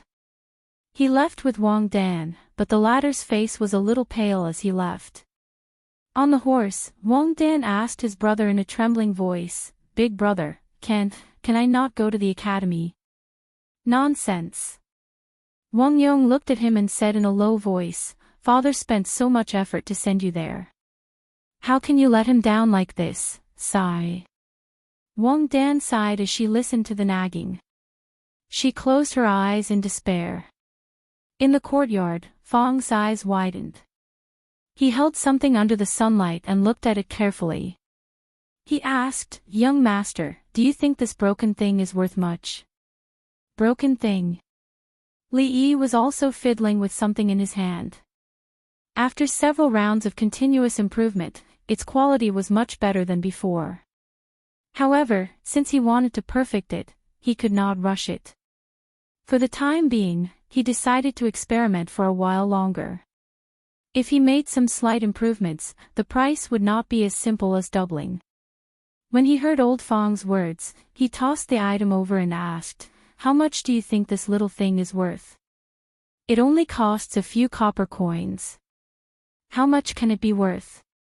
"But it's colorful and pretty." Fang looked at it again and looked at Li Yi. He said uncertainly, 2 taels of silver." Chapter 600. Don't look at me like that again. Li Yi was searching for information in his mind. He looked up and saw that Fang's eyes were as wide as copper bells. He had been staring at him like this for at least a quarter of an hour. Ever since he knew that these pieces of junk could realize his dream of having a beautiful wife, a beautiful concubine, and a big house, he had been staring at him like this. It still doesn't work. Li Yi sighed. The colorless glass had not been baked yet. He had to find a way to remove the metal elements inside. Moreover, there were a lot of bubbles inside, which greatly reduced the visual impact. If he took it outside and said that it was a glass that was gifted by the heavens and was worth tens of thousands of gold coins, not many people would believe it. Improvement, the process had to be improved. Moreover, when the time came to do the modeling, he needed skilled craftsmen, and they had to be his own people. He would not feel at ease leaving it to others. Casually throwing away the defective product in his hand, Fang moved like a hungry dog pouncing on its food and finally saved it before it fell to the ground. However, he fell face first into the mud. Getting up from the ground, he did not even have time to pat the dust off his body. He glared at Li Yi and said, "Young master, what are you doing?" He gently stroked the object in his hand. What was this? This was a house, a concubine, and a dream. Moreover, his dream had changed a few days ago. A big house was no longer a problem for him. If he could live in the palace that the young master mentioned and have dozens of people serving him, how comfortable would that be? Li Yi looked at him and said, "This thing is not that valuable now. Wear it into beads, make it into jewelry, and make some beautiful styles. Tell them to work hard and don't be lazy. We don't have so much time to waste. If anyone dares to be lazy, break his dog legs." Fang carefully put away the thing in his hand and strode outside. In fact, he had been the laziest during this period of time. However, at that moment, he suddenly realized that since the son-in-law had entrusted this task to him, he had to do his best. He couldn't be lazy, he couldn't slack, and he couldn't let down the son-in-law's trust and expectations in him. Although he still had some doubts about whether this thing could be sold for such a high price, his son-in-law wouldn't let him do something meaningless. When he walked out of the door, he saw a few naughty children playing on the sand. He kicked the nearest naughty child's butt and scolded, "Go play somewhere else." In early February, the willow tree by the lake of the Faculty of Mathematics had already begun to sprout. The green jade grew to the height of the tree, and thousands of green ribbons hung down. The lake water was clear, and fish could be seen swimming occasionally. A gentle breeze blew from the surface of the lake. Sitting on the grassland with a small slope, leaning against the willow tree, Rinpoche held a copy of 30 Years of Scientific Examination, 50 Years of Simulation. Such a scene was naturally what Li Yi had imagined. Now, there was only a bare grassland. On the other side of the grassland, a few students who didn't finish their homework on time were frog jumping with their hands tied. Further away, there was a crowd of people watching. The bell rang, signaling the start of class. The crowd dispersed and walked quickly to the classroom. Li Han's plump body stood at the door of a classroom. The students who passed by him would greet him respectfully, "Good day, sir." He had a book under his arm. When the bell rang for the second time, he slowly stepped into the classroom. Compared to a few days ago, he was more mature and steady now. He never pretended to be polite in front of the students. No one could associate him with the silly guy who was sitting in the rocking car yesterday afternoon. "Stand up." "Good day, sir." A uniform voice immediately came from the classroom. There were many rules in the Faculty of Mathematics. For example, they had to do morning exercises before class in the morning. The second set of National Primary School radio gymnastics was even more shameful than frog jumping. However, it was set by the dean who didn't show his face often and had absolute authority in the faculty. No one could violate it. Gymnastics or frog jumping.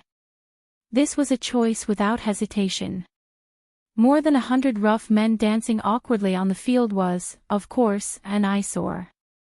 Therefore, after seeing it once, Lee didn't want to see it again.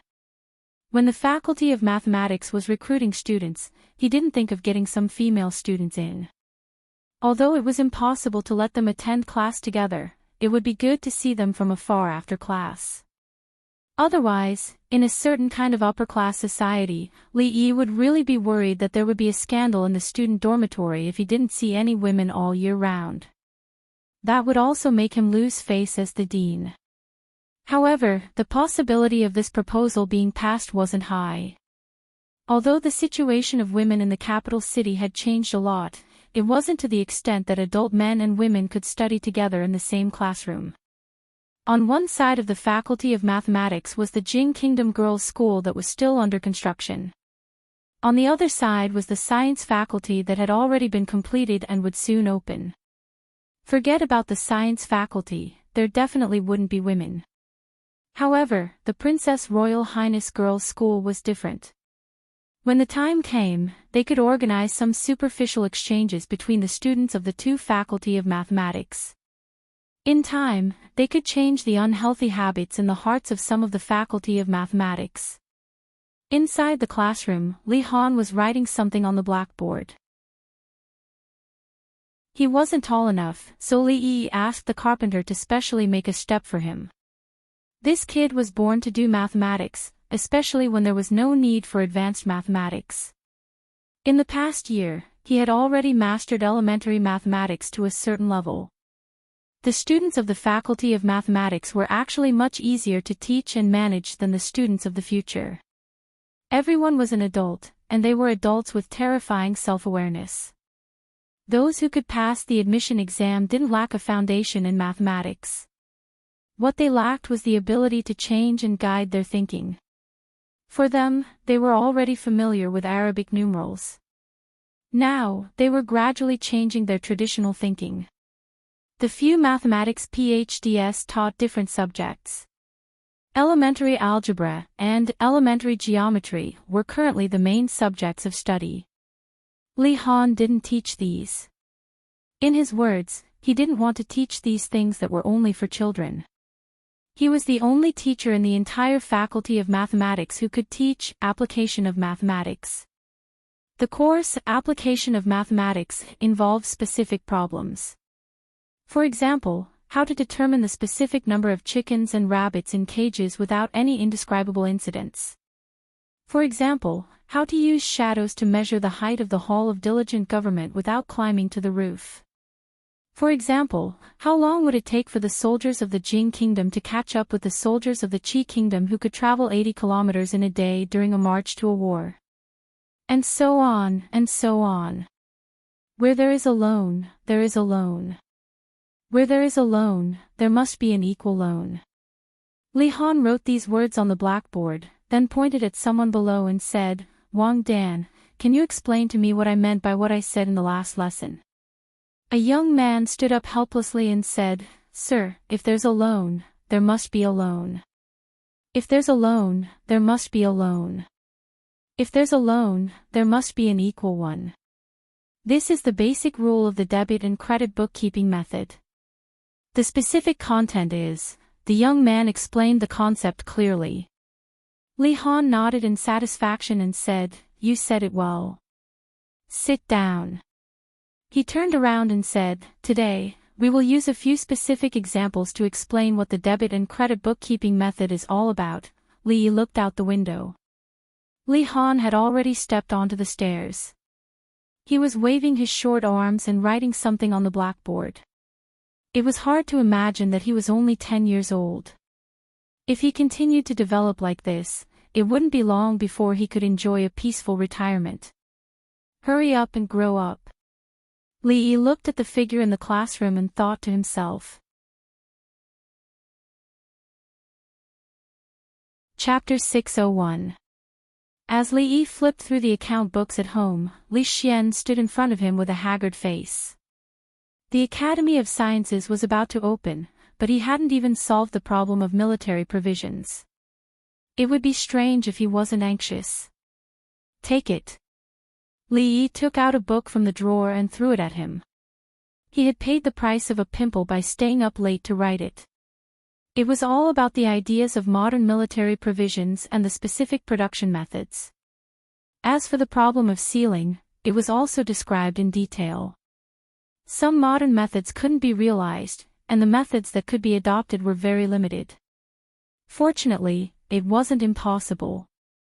As long as one found the right direction and overcome one or two technical difficulties, it would be fine. This was not a difficult task for Li Xian, who had a lot of skilled craftsmen under him. Not long after, Li Xian walked out of the room with a relaxed expression. However, he was pulled over by the proud Lolita who was guarding outside the door. She glanced into the room and said in a low voice, "Brother Xian, I want to ask you something. Don't lie to me." "What is it?" Li Xian looked puzzled. The proud Lolita pulled him to the corner and asked, "Sir, were you kidnapped by Sister Rui to get married?" Li Xian looked at her and said, "Why are you asking this? Just tell me." The proud Lolita twisted her body and said. Li Xian nodded and asked again, "Yes, what's wrong?" "It's really a bride kidnapping." The proud Lolita first widened her eyes. After glancing into the room again, she narrowed her eyes and looked thoughtful. Recently, the atmosphere in the court was a little depressed. The news revealed by the Imperial Physician Bureau showed that His Majesty's health was deteriorating, and the situation was not optimistic. An emperor was terrible, but an emperor who was about to reach the end of his life was even more terrible. This kind of terror was directly reflected in the recent iron-blooded measures taken by the Intelligence Division. Last time, the case of the Assistant Minister of Justice's corruption had involved a total of 100,000 taels of silver. It was a rare case of corruption in recent years. The Assistant Minister of Justice, Zhao Guangyuan, was still locked up in the Supreme Court. Over the past few days, he had confessed to many people. Even 2 fifth-rank officials were involved. They were all purged by the Secret Intelligence Division. For a time, everyone in the Imperial Court felt insecure. Of course, there were different levels of danger. Among them, the ones who were the most terrified were naturally the King of Shu. The Assistant Minister of the Ministry of Justice, Zhao Guangyuan, had always been in close contact with the King of Shu. Naturally, the friends he befriended were also officials in the King of Shu's faction. Unfortunately, after he was caught for corruption, His Majesty issued an imperial edict that if he confessed to one person, his punishment would be reduced by a bit. It was said that Sir Zhao's punishment had already changed from beheading to 530 years in prison. If he worked harder and confessed to a few more of the country's vermin, he might still have a chance to see the light of day again in his lifetime. As a result, some officials in the King of Shu's faction had their properties confiscated and their properties sent to the national treasury. It was roughly estimated that in a few months, there were at least hundreds of thousands of taels of silver in the national treasury. His Majesty was obviously not satisfied with this. This time, he seemed to be determined to investigate the corrupt officials in the capital. This time, the Imperial Censorate was ordered to check the accounts of the yamen and departments to find the corrupt officials one by one. As soon as this order was issued, many officials in the capital panicked. 300,000 taels of silver is still far from enough. Jing Di drank a mouthful of snow pear soup and said with a frown. The Minister of Revenue, Qin Huan, sighed and said, just like the Assistant Minister of the Ministry of Justice, Zhao Guangyuan, who embezzled 100,000 taels of silver but did not dare to spend a penny. This is the only example. The few people he confessed had already squandered all the money they had embezzled. The remaining figures are just the figures obtained after calculating their properties when the Secret Intelligence Unit was ordered to confiscate their properties. Father, the accounts of the inner mansion have been verified. Sitting on the side, Li Han, who had been lowering his head and fiddling with the abacus, suddenly put down the abacus and stretched. So fast? Jing Di asked in surprise. Li Han smiled embarrassedly and fiddled with the abacus. He said, Sir's abacus is easy to use. The accounts of the inner mansion are clear. It doesn't take much effort. Jingdi nodded. The inner mansion was the department that managed the expenses of the palace and the royal family. Under his supervision, it was indeed unlikely that there would be any big mistakes. Previously, when they checked the accounts, the three of them needed at least 5 days to finish checking all the accounts. However, from the time Han started fiddling with the abacus, it had only been less than 4 hours, right? He wanted to ask a few more questions, but a eunuch outside the door reported that Deputy Minister Ma of the Imperial Censor was asking for an audience. The Imperial Censor had just received his order yesterday to check the accounts of all the yamens in the capital. Deputy Minister Ma must have come for this matter. Jing Di waved his hand and said, "Enter." Deputy Minister Ma walked in from outside. He first bowed to Jing Di and then said, "The Imperial Censor has been ordered by His Majesty to check the accounts of all the yamens in the capital. However, the Imperial Censor's attainments in mathematics are not high. In order to complete His Majesty's task as soon as possible, I would like to ask His Majesty for an edict to borrow a few students from the arithmetic school to assist the Imperial Censor in checking the accounts." A certain headmaster had once said that if the imperial court needed the help of the students of the School of Mathematics, they could just speak up. Things like auditing accounts should be left to those who specialized in mathematics. As for the Imperial Censorate, it was enough for them to act as a supervisor. Approved. Jing Di glanced to his side and said, "Han, you can choose some students from the arithmetic school to assist the Imperial Censor." Li Han raised his head and said, "Father, the students of the arithmetic school have to go out for an internship to help the court and earn credits. It must be signed by the director himself." Hearing this, Jing Di waved his hand at Deputy Minister Ma and said, "In that case, you can go find Li Yi yourself." Deputy Minister Ma could only helplessly retreat after hearing this. The reason why he came to see His Majesty first was that he was worried that County Uncle Li would ask for an exorbitant price and ask for a huge reward from them. The Imperial Censor was a well-paid yeoman. The Imperial Censors were all poor. How could they have any reward to pay them?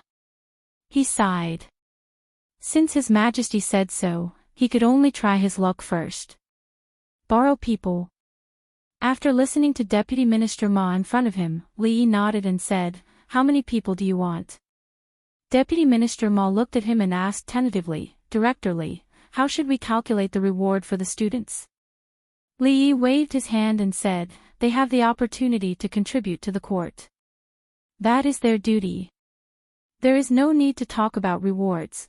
Deputy Minister Ma was stunned for a moment. When he looked at Li Yi again, he immediately felt a deep sense of guilt. County Uncle Li was a real gentleman. He had guessed him before. He really gauged the heart of a gentleman with his own mean measure. He shouldn't have. "I only need 10 people." Deputy Minister Ma cupped his hands and said, "It's not good to leave one. I will round it up and give you 11. Li Yi thought for a moment and said, "Leave one." Deputy Minister Ma looked at him doubtfully. "It's not important." Li Yi waved his hand and said, "In short, I will give you 11 people." Deputy Minister Ma gave 11 people. Deputy Minister Ma felt even more guilty. He looked ashamed and cupped his hands and said, "Thank you, Director Li. I will definitely put in a good word for Director Li in front of His Majesty." Deputy Minister Ma, "You are too polite." Li Yi smiled and said, "It's what we should do to earn your salary and share your worries." Chapter 602. There was something wrong with Fong the past few days. He always looked a little too excited. Li Yi noticed that his eyes were shining when he looked at the pile of sand at the entrance. Something was wrong with the arrogant Lolita too. Li Yi noticed that her eyes were shining when she looked at him. Fong's illness was incurable. He probably thought that money was floating in the sky. As for the arrogant Lolita, it was hard to guess what a girl was thinking. Li Yi didn't want to guess. At least for now, she hadn't made any further moves. He had to teach Li Han how to use the debit and credit bookkeeping method. After all, this was the first internship for the students of the School of Mathematics. They had to make some achievements so that they wouldn't be looked down upon by the imperial court. Accounting was broad and profound. Tax evasion and falsification were all inseparable from this line of work. If they were to learn these things systematically, the School of Mathematics would have to open a new accounting major. It would take 4 years for undergraduate students and 3 years for postgraduate students to be able to produce a few experts in this field. Although the little fatty was a genius, he had only learned how to use the debit and credit bookkeeping method to check the accounts. However, it was enough for him. He couldn't use the more profound methods at the moment. This world still used the very unscientific accounting method of keeping accounts. Keeping accounts by date made it very troublesome to check the accounts. If one wanted to falsify the accounts and take advantage of loopholes, it couldn't be any easier, and it wouldn't be easy for the higher-ups to find out. Since the old emperor was determined to fight against corruption this time, he would give him a big wave. Using this method to check the accounts, no small fly could hide from the big tiger. While Li Yi was explaining the details to Monarch Jean, the arrogant Lolita was sitting on a small stool not far away. She supported her chin with one hand and blinked her eyes as she watched. After a while, she put down her arms and clenched her fists. She murmured, "If I still don't marry him when I'm 18, I'll snatch him." After lunch, many students of the School of Mathematics gathered under the high wall where the results were posted. They were discussing something in low voices. This time, the wall wasn't posted about the exam rankings. It was about something else. The imperial censorate had been ordered by the emperor to investigate the accounts of the various yamen in the capital. They had borrowed a dozen students from the School of Mathematics and Mathematics. The names of the students who had been lucky enough to be chosen were pasted on the paper. Chen Lisin, Qin Feng, Cui Shixin, Li Jianren, Tsing Zijian. After looking at the names on the list, many people immediately sighed, and their expressions were slightly gloomy. It turned out that the principal's words weren't just empty words. The students of the academy could familiarize themselves with the bureaucracy and accumulate experience by going out for an internship. At the same time, they could also establish a foundation in the Ministry of Personnel, which would greatly benefit their future prospects. This time, assisting the imperial censorate in auditing the accounts was the first opportunity for an academy student to participate in an internship. Those who were lucky enough to be selected would be able to obtain enough credits after the internship. These credits were very important as they would determine whether or not they could successfully graduate from the Mathematics Academy in the future. If they missed this opportunity, they could only wait for the next one. Chen Lisin, Qin Feng. Sigh, all of them. Don't tell me that there's no chance for us poor students. Shove, Brother Su, be careful with your words. This is only the first time. We will have more chances in the future. The students from poorer families discussed in low voices, and there were inevitably times when they sighed. There was no other reason other than the fact that the 11 people on the list were all from aristocratic families, and none of them were poor students. Compared to those people, the opportunities for poor students were pitifully few. Now that Dean Li was finally willing to do something for the poor students, they didn't expect that even the precious opportunity to go out for an internship would be treated so unfairly. A student from a poor family sighed and said, "The principal has already done enough for us. Not only did he let us study here, he even applied for a living allowance from the imperial court. For this, he has already offended too many powerful officials. We cannot make things difficult for him anymore. Yes, we are indebted to little Dean Li. We are poor students, so we definitely cannot do anything to make things difficult for him. Isn't that ungrateful?" Another student from a poor family said righteously. "This matter ends here, no further discussion is allowed." If you have the energy, go back and do a few more sets of simulation scrolls. A sound of agreement came from the crowd, and they quickly dispersed, returning to their respective classrooms. On the other side, under a willow tree, several figures gathered together, and their expressions were not very good.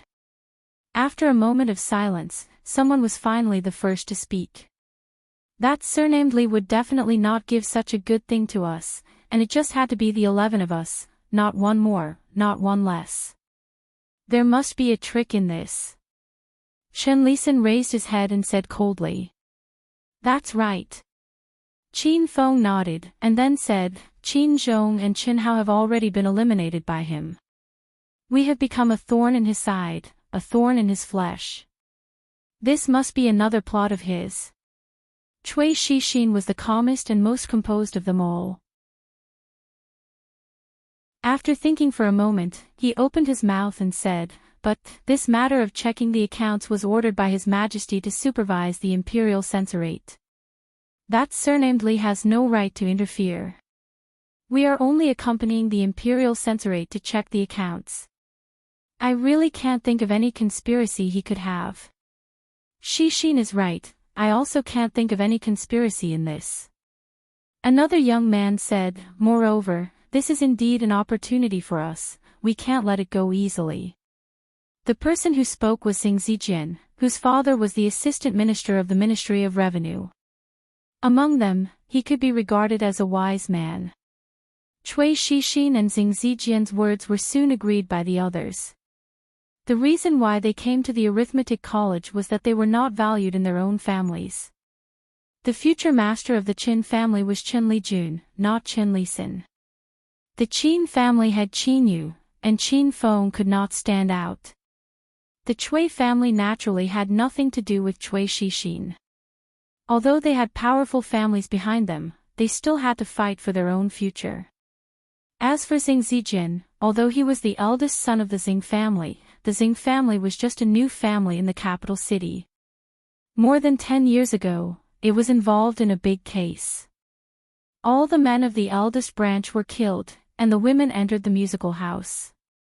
The second branch gradually rose in recent years because of the relationship with the king of Shu.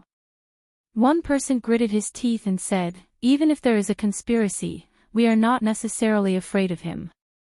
The matter of checking the accounts is sensitive. If he really does something, His Majesty will not spare him. Chen Lisan nodded and said, yes, we might as well go and have a look. If there is really something fishy, then he is courting death.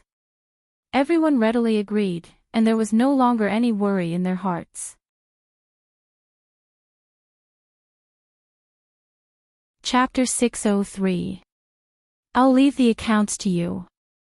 The two censors cupped their hands in obeisance to the three young men in front of them and said with a smile. Behind them, more than 10 palace guards stood solemnly.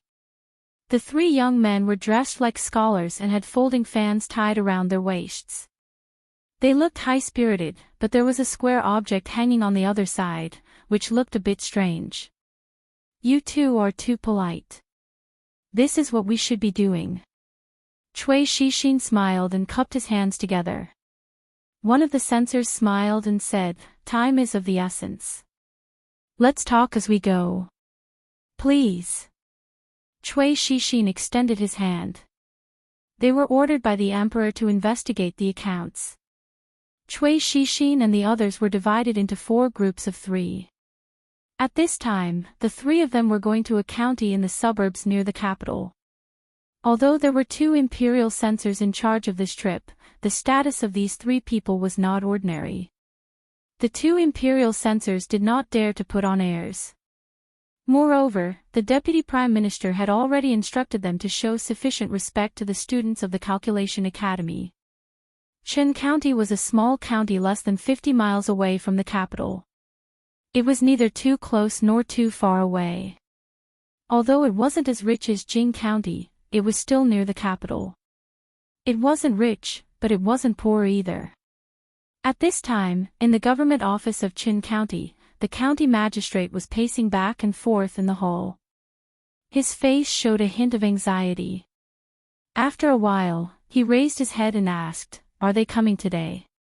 A middle-aged man with a mustache walked out and said, "Sir, according to the news from the capital, the investigation this time will start from a few counties in the suburbs near the capital. Chen County will be the first to bear the brunt. There should be people arriving today." County Magistrate Zhao looked up at him and asked, "Advisor Ma, do you think this time is safe?" Advisor Ma smiled and said, "Sir, don't worry. That person is an expert in accounting. He does things flawlessly. Even the emperor can't find anything wrong with the account books in his hands." Advisor Ma looked at him and asked, "Sir, did you forget that there were also censors who came to investigate the accounts before the new year? They stayed in the household for 3 days, but in the end, they found nothing." Hearing this, County Magistrate Zhao was finally relieved and said, "That's true. Those useless imperial censors are far from being able to investigate our accounts." As soon as he finished speaking, a yamen runner came forward to report that the useless imperial censor of the capital had arrived. "Please, sirs. I've been waiting for you for a long time." County Magistrate Zhao greeted them with a smile and cupped his hands. Even though his rank was higher than these two censors, they came from above, so he naturally had to be courteous. One of the imperial censors said, "We have come to Qin County on the orders of His Majesty to examine the accounts of the yamen. Please cooperate, County Magistrate Zhao." "Of course I'll cooperate."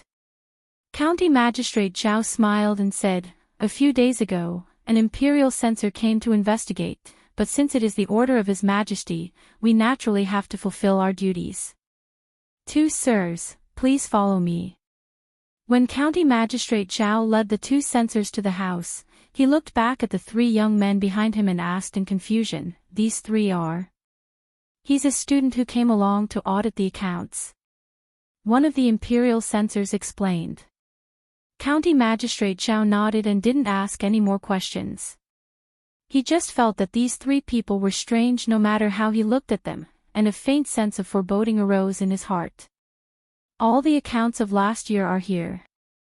County Magistrate Zhao brought them to the house and pointed at several thick books on the table. He sneered in his heart.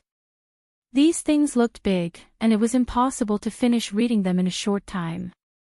Cui Shixin put down the abacus and said, "County Magistrate Zhao, please prepare some writing brushes, ink, paper, and inkstone." "Okay." County Magistrate Zhao responded and said, "Advisor Ma, did you hear that? Hurry up and prepare." Writing brushes, ink, paper, and inkstone were all prepared. According to the rules, as a county magistrate, he had to avoid arousing suspicion. County Magistrate Zhao said with a smile, "You guys take your time to check, I'll leave first." When he walked out of the door, he saw that the 3 strange people had already spread out the white paper. They were fiddling with a square object pierced with beads and writing something on the paper. The corner of his mouth twitched, and he strode out. Walking to the yard, he glanced at the 2 rows of imperial guards outside the door and ordered the advisor, "You guys have worked hard on the audit. Advisor, go to Spring Fragrance Restaurant and order a table of good wine and food. Ask them to send it over at mealtime." In the house, hearing the crackling sound, the 2 censors looked at each other, picked up their teacups and took a sip. They walked over to have a look and then came back to have a sip of tea. This was truly an easy mission. 23 RD of July, by 5 cut rice paper. Cui Shixin glanced at the account book in his hand and opened another one. After comparing, he sneered and said, 100 taels. 5 cut rice paper for 100 taels. Is the rice paper of County Magistrate Zhao's family made of silver? He picked up the brush and wrote a few words on the paper. A young man opposite him also moved and said with a smile, "There are some here too. The difference between the loans is too big. It's too naive to think that such a clumsy method can fool us." The 2 censors were stunned for a moment and then immediately put down their teacups. "So fast. I also found 2 here." The last young man smiled and said, "Hurry up and work, and you can go back earlier. I'll treat you to dinner at Drunken Moon Restaurant tonight." "That's great." The two of them laughed, and the crackling sounds of their hands became even louder. County Magistrate Zhao sat in the back hall for 2 hours. He couldn't get rid of the bad feeling in his heart. In annoyance, he walked to the front hall. Just as he stepped out of the door, he saw the 2 censors and the 3 young men coming out of the house. He was stunned for a moment and then immediately greeted them with a smile. He couldn't even finish reading half of the account book in 2 hours. So, the checking of the account books was actually just a formality. It seemed that he had worried for nothing. The smile on his face was even brighter. He walked forward and said, "You must be tired from checking the account books. I've just asked people to prepare a banquet. You might as well eat before you leave. Otherwise, it will be my negligence." The censor looked at him coldly and said, "Arrest him." While County Magistrate Zhao was stunned, the 2 imperial guards had already pressed his shoulders. County Magistrate Zhao immediately shouted, "What are you doing? What are we doing?" The censor sneered and threw a few pieces of paper on his face. He said, "Zhao Bin, in 1 year, 7,000 taels of silver have been embezzled by you." Hearing this, County Magistrate Zhao's body shook violently.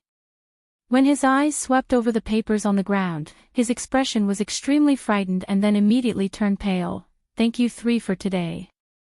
A censor cupped his hands to Cui Shixin and the other 2 and said, "When we return to the capital, we will definitely ask for your merit in front of His Majesty."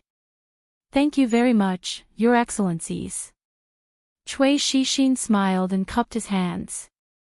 A trace of a smile also appeared on the faces of the 2 behind him. That Li Yi really didn't have any conspiracy and gave them such a great merit for nothing. Could it be that he was showing goodwill to them and His Highness, the King of Shu? Dream on. Fong was really possessed. He thought that he could throw mountains of gold and silver at him one by one just because he had mastered the method of turning sand into colored glass. He didn't know that the rarer something was, the less valuable it was. If there were too many of them, they wouldn't be valuable anymore. He could only take advantage of the beginning to make a huge profit, mercilessly smashed Fong's dream. When he turned around, he saw the proud Lolita sitting at the door and looking at him. Li Yi walked over and looked at her. He asked, "Why do you keep looking at me these days? How do you know that I'm looking at you if you don't look at me?" The proud Lolita glanced at him and hummed a little tune, leaving him with an extremely cool back view. Li Yi stared blankly in a certain direction until her figure disappeared. Then he slowly withdrew his gaze. Could it be that the age of 12 was the dividing line between a Lolita and a young girl? The proud Lolita who had just turned 12 seemed to be becoming more and more feminine.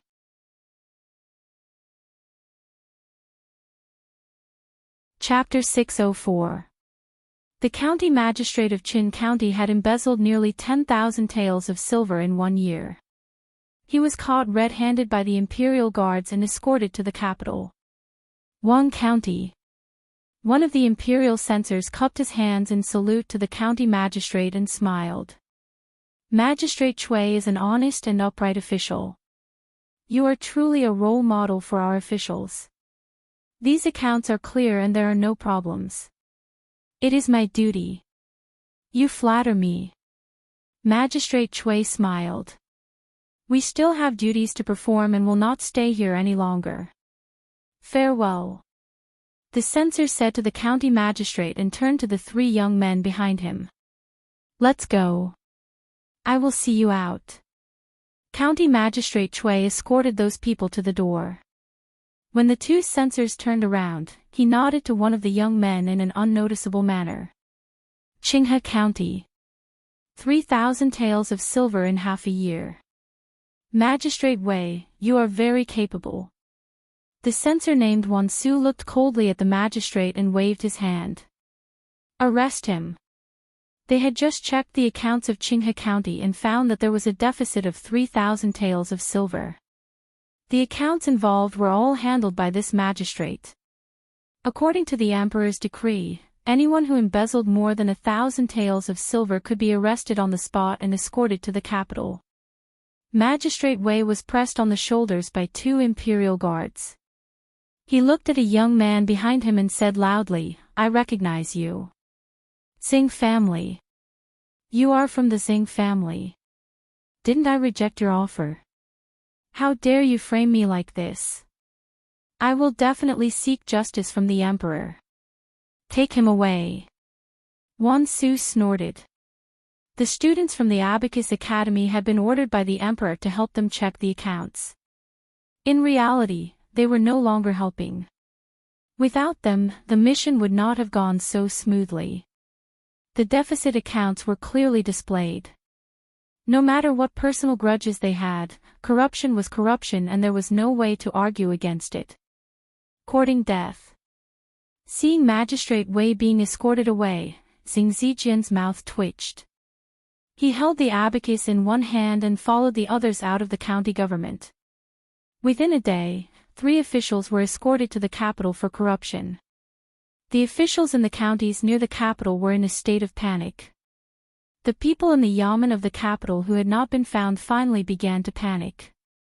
Every year, the imperial court would send people to check the accounts, but in reality, there were very few results. How could those who had the guts to make a fuss about the accounts be found out so easily? However, this time, His Majesty seemed to be serious. He asked the students of the Divination Academy to help him check the accounts. The imperial court had not been able to find anything for many years. Once they got involved, everyone knew that such a thing would happen because of those students. Bastards, this is how they work for the imperial court. In the hall of diligent government, Emperor Jing slammed the table with a gloomy expression. In just one day, he had uncovered a case that involved tens of thousands of taels of silver. The national treasury was in a tight spot, and in recent days, he had been meticulously calculating every single coin he had. However, he did not expect that these officials would be so daring in corruption. If even the capital was like this, then what would the situation be like in even more remote places? Where did all the funds allocated by the imperial court go? How many people falsified the annual tax accounts in various places? Your Majesty, please take care of your body. Don't get angry. Changde stood behind him and pressed one hand on Emperor Jing's back as he spoke slowly. At this moment, Prime Minister Qin stood up and bowed. Your Majesty, in this old minister's opinion, the matter of checking the accounts can no longer be done. Check. Why can't we check it? Emperor Jing slammed the table and said coldly, I want to see how many more vermin like them are in front of me. Prime Minister Qin looked up, sighed, and silently returned to his original position. It was necessary to check the accounts. Every year, the imperial court sent imperial censors to check everywhere. They would always catch some vermin, which was also a kind of deterrence for other officials. However, it was said that officials should be honest and clean, but how many of them could really live up to these words?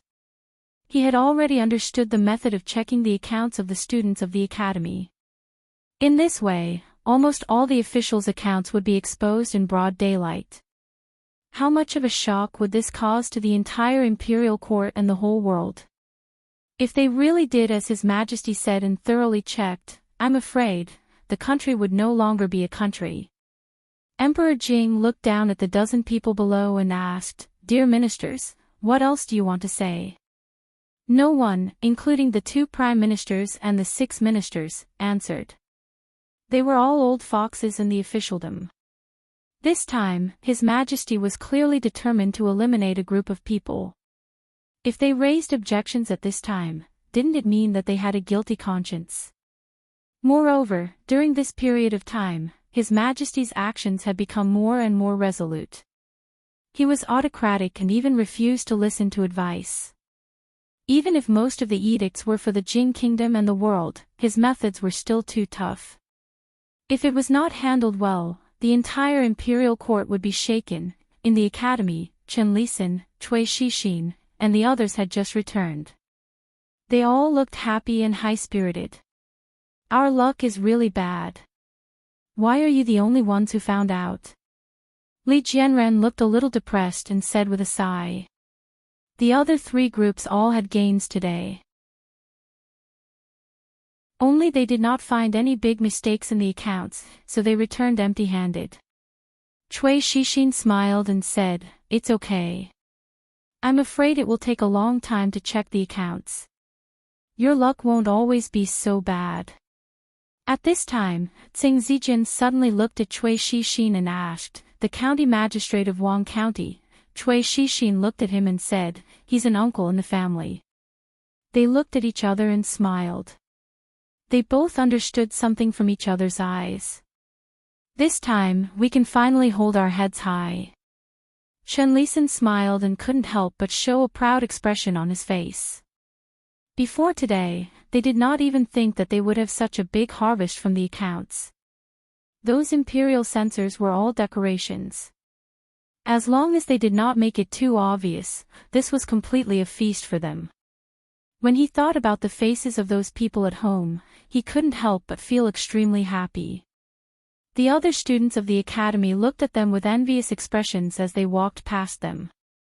They had already heard about what happened today. In terms of ability, they far surpassed these people, but they had no chance. They could only watch as the credit fell on their heads, the Qin family. In a certain room, a woman said with a worried expression, "I wonder how Feng is doing. He hasn't been home for a few days. How is he going to take care of himself?" The middle-aged man sitting at the table said, "Madam, don't worry. He is no longer a child. He can take care of himself. As parents, we can't give him anything. We can only rely on him to earn everything." The woman sighed and said, "Fortunately, His Majesty values the Mathematics Academy very much. After Feng comes out from there, go and beg father to find a good job in the court. It's true that Qin Yu is the young master of the Qin family, but my Feng also has the blood of the Qin family flowing in his body." "I understand." The middle-aged man pondered for a moment and nodded. The room remained silent for a moment before the woman said, "Will His Majesty investigate the accounts this time? Will he find you?" The middle-aged man shook his head and said, "It's just a small matter. Catching a few county magistrates is enough. This matter involves a lot of people. His Majesty's order is only temporary and won't last long. If this goes on, the court will be in chaos in a few days. When that time comes, it will stop and we won't be able to find a place like the 6 ministries. This matter has nothing to do with us." The middle-aged man raised his head and said, "It's not easy to enter the academy. Otherwise, I would have sent someone to tell Feng not to participate in this matter. Even if the Imperial Censorate hid the identity of those people, it would not be able to withstand the investigation. If he really has the opportunity to become an official in the future, I'm afraid it will be a disaster and not a blessing."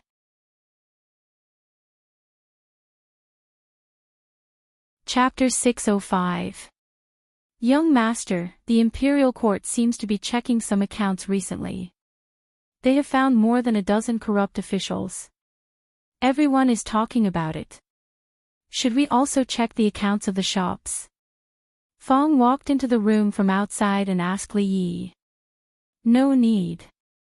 Li Yi bowed his head and said, waving his hand as he was busy. The accounts of the shops were checked every month.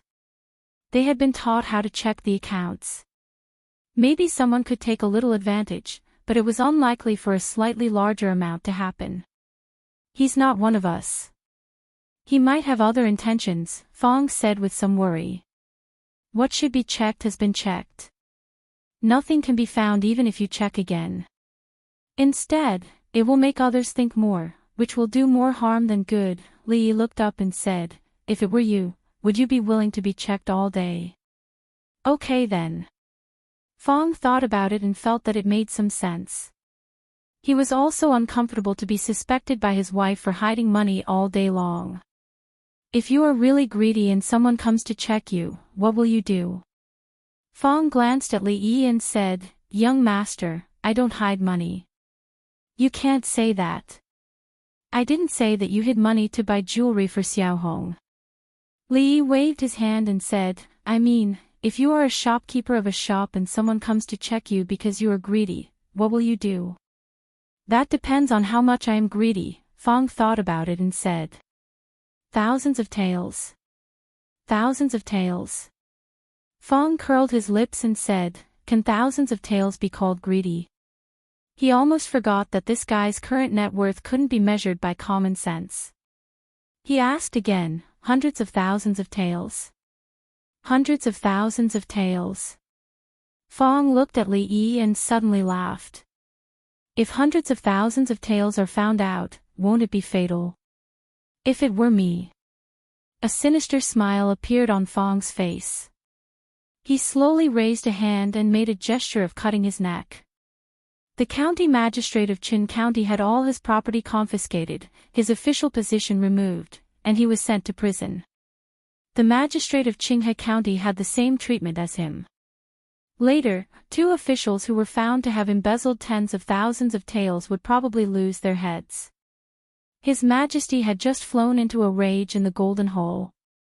Prime Minister Qin and several ministers had advised to stop the audit of the accounts and had been scolded. His Majesty's action directly indicated that the audit of the accounts would not be stopped for a while. This also meant that many people would be unlucky. Prime Minister Qin, this is absolutely wrong. After the morning court, Prime Minister Qin walked out of the main hall.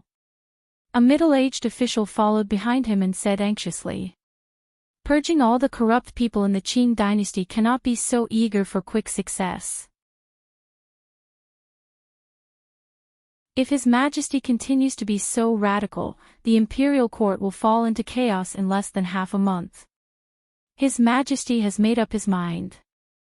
No one can persuade him. To be careful, the minister said. Prime Minister Qin, Master. Seeing Prime Minister Qin leave, the middle-aged official's face flashed with a trace of undetectable gloom.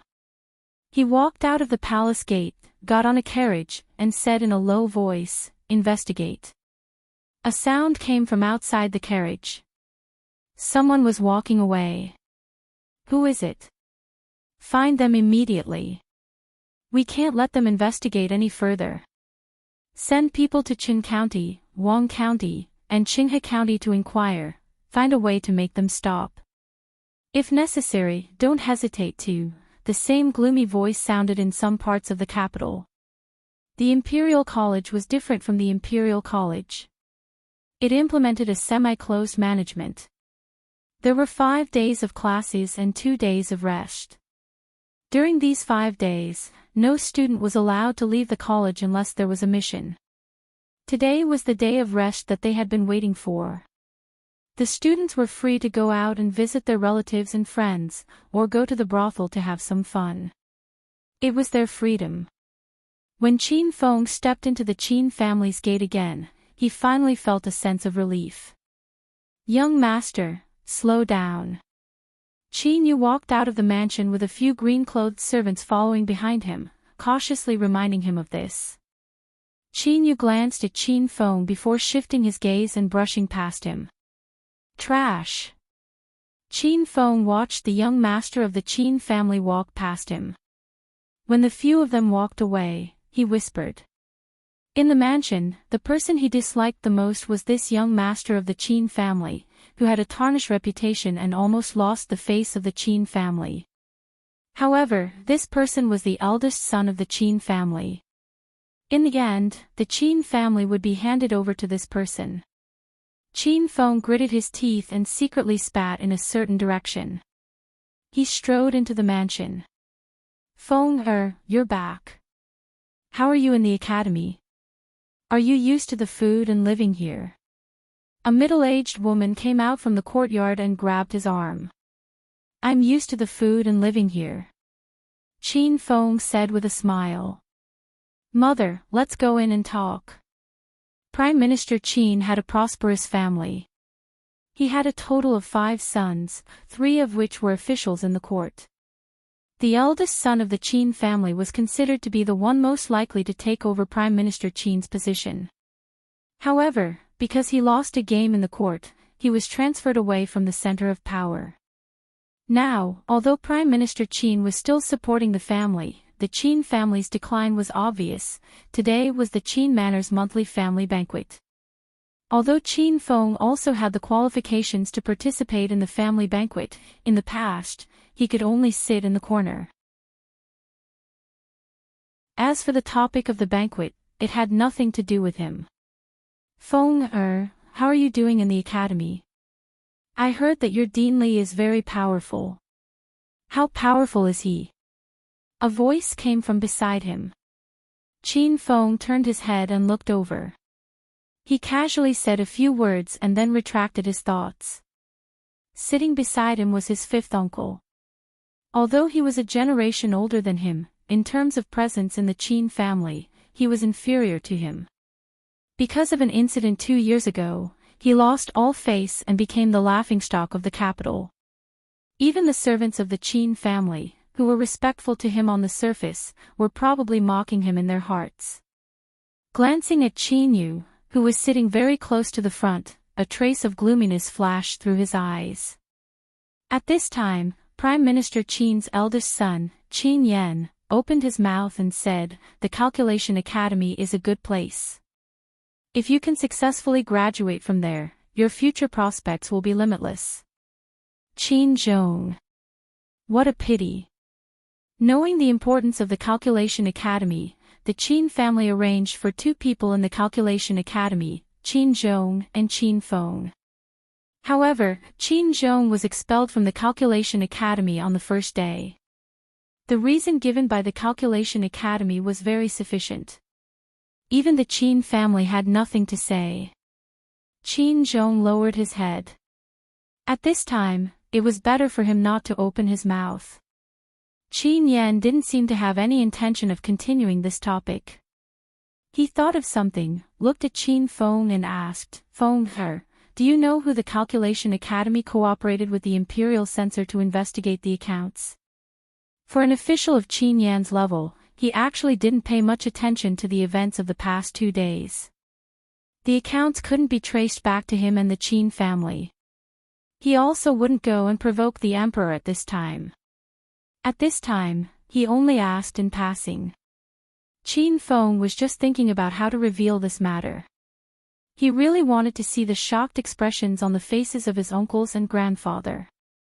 Hearing this, he smiled and said, "Regarding this matter, I'm afraid that uncle will have to repeatedly warn Uncle Feng. Brother Feng has only been an official for 2 years, but his table manners are a bit ugly. If it weren't for me helping him hide it yesterday, Uncle might have heard his name in court today." The Uncle Feng he spoke of was Qin Yan's best friend. If it weren't for him raising his hand yesterday, Uncle Feng's son probably wouldn't have had an easy time today. After he finished speaking, he looked at Qin Yan and the other uncles with a slight smile. He even looked at Qin Yu with an obscure gaze. Although his words were a bit tactful, it wasn't hard to guess that the storm that engulfed the entire capital in the past 2 days was caused by them. "What do you mean?" Qin Yan frowned as he looked at him. He seemed to have thought of something. His expression changed and he asked, "Could it be that among the people that assisted the Imperial Censor in investigating the accounts, you were one of them?" Seeing the shocked expressions on the faces of his uncles, including his father, Qin Feng felt extremely carefree in his heart and slightly nodded his head. "It was me." "Idiot." Qin Yu raised his head and drank the wine in his cup in one gulp. He glanced at Qin Feng and curled his lips as he spoke. The Qin family's 5th master turned his head and looked at him a few more times. He patted his shoulder, sighed, and turned to leave.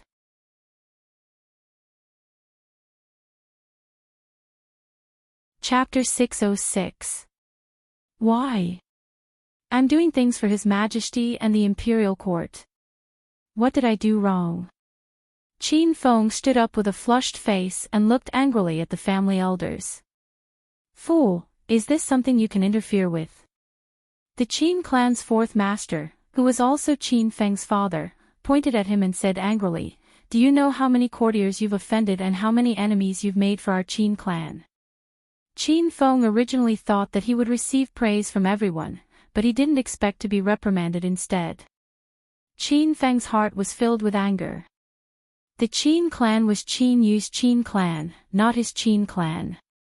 His future had to be fought for by himself.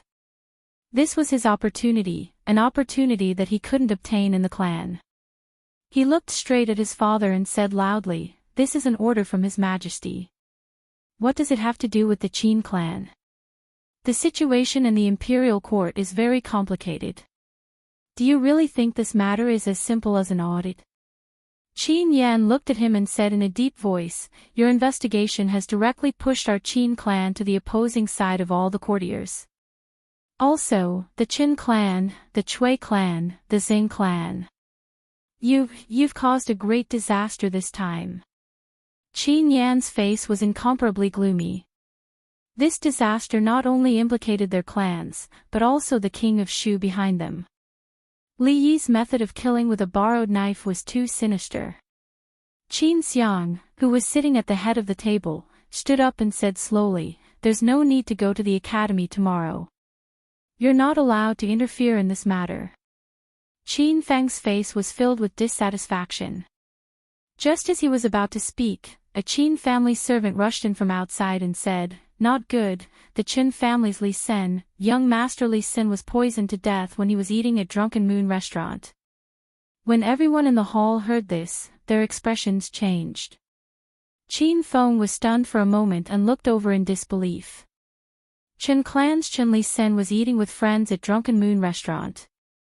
After eating and drinking, he walked out of Drunken Moon restaurant. After a few steps, he collapsed, foaming at the mouth and his face turned green. Not long after, he lost consciousness. Fortunately, there was a clinic nearby. After he was carried in, they immediately diagnosed that he had been poisoned. They tried several methods to detoxify the poison, but to no avail. In the end, they pinched his mouth and forced 2 liters of feces into his mouth. After vomiting for a while, he finally woke up. Chen, who had finally woken up, fainted again when he saw the filthy scene in front of him. He was still unconscious until now. After the incident, everyone in Drunken Moon Tower, from the shopkeeper to the waiters and cooks, were captured. However, several hours had passed, and the government still did not get any useful information from their mouths. They only knew that a new chef had been recruited yesterday. After the incident, there was no more news about that chef, as if he had completely disappeared from the world. Just a few days ago, the son of the minister-counselor of the Ministry of Rights was poisoned to death.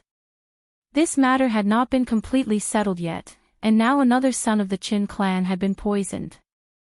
Just as everyone was wondering if the mastermind behind the scenes was making another move, another matter came out. The second son of Assistant Minister Li of the Ministry of Works, Li Jianren, had carelessly fallen down the stairs while visiting a brothel. One of his legs had been broken, and he was still lying unconscious in his home. The palace had just sent an imperial doctor over, and it was unknown whether he was dead or alive. If this matter did not attract the attention of the people, then when Cui Shixin of the Chui clan was almost run over by a speeding carriage on the street, no matter how slow the people's reactions were, they should have known that something important had happened. How is it? In the Qin clan, Qin Yan walked up and asked when he saw his third son return. The middle-aged man walked over and said, "The Qin clan has already gone over. Li Sen has already woken up, but he has been vomiting non-stop. The Qin clan was worried that something had happened to him, so they had someone knock him unconscious." "What about the Li clan?" Qin Yan asked again. The middle-aged man opened his mouth and said, "Li Jianren, the imperial doctor said that if he can wake up tomorrow, he will be fine." Qin Yan's eyebrows jumped. Then what if he doesn't wake up? If he doesn't wake up? The middle-aged man sighed and said, then he will never wake up again. The Li clan is in a mess right now. His Majesty has sent out the Imperial Guards. The brothel has already been surrounded by people, and no one is allowed to enter or leave. Cui Shixin is still fine. He was pushed by the servants beside him, and only suffered superficial wounds.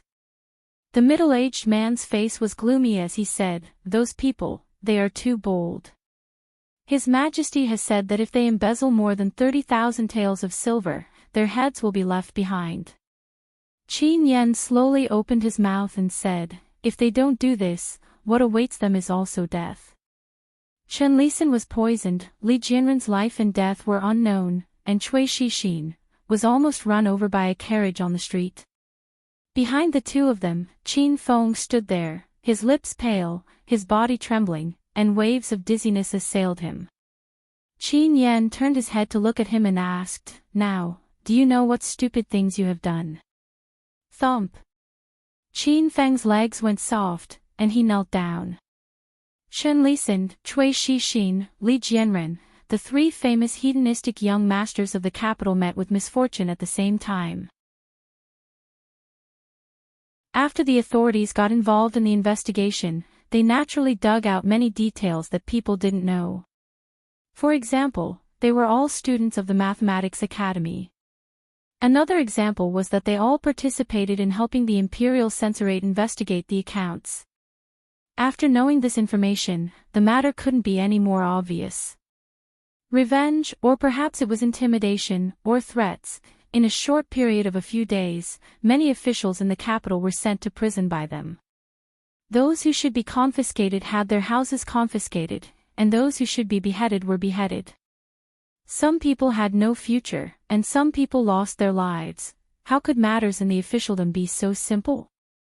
The officials were divided into factions, and pulling one hair could affect the whole body. Perhaps, the person who was sent to prison was an important chess piece that one of the factions had painstakingly laid out. It was because of their interference that many years of hard work had gone down the drain. Of course, this was also a possibility, but no faction in the court would have the guts to offend the Cui and Qin families at the same time. To be able to do such a crazy thing, it was more likely that they were greedy people hidden among the court officials. Once they were found out, they would definitely die. Under such circumstances, it was not surprising that they would stake everything on one throw and do such an irrational thing. With such a terrible thing happening in the capital, the news naturally spread quickly to the palace. It was said that when the emperor found out about this, he was furious and immediately ordered the Secret Intelligence Bureau to investigate the case. At the same time, he urged the Imperial Censorate to speed up the investigation without any delay. After all, everyone knew that if the investigation continued like this, the mastermind behind the scenes would have nowhere to hide. At some point, thick, dark clouds had already enveloped the entire capital. At this time, a few more pieces of news came out, causing the whole matter to fall into a deadlock. After Chen Lisan was poisoned, Li Jianren was seriously injured, and Cui Shixin fell ill due to fear. Qin Feng of the Qin family accidentally caught a cold. He had a high fever and was bedridden. Xing Zijin of the Xing family scalded his feet with hot water and could not walk. The third young master of the Feng family was suffering from hysteria, and the fifth young master of the Han family had a seizure. In short, in one night, 11 students from the Mathematics Academy who were assisting the Imperial Censorate in investigating the accounts fell ill and were injured. The injuries were very sudden, and the illness was very clever. It was not life-threatening, but it was likely that they would have to recuperate at home for a long time.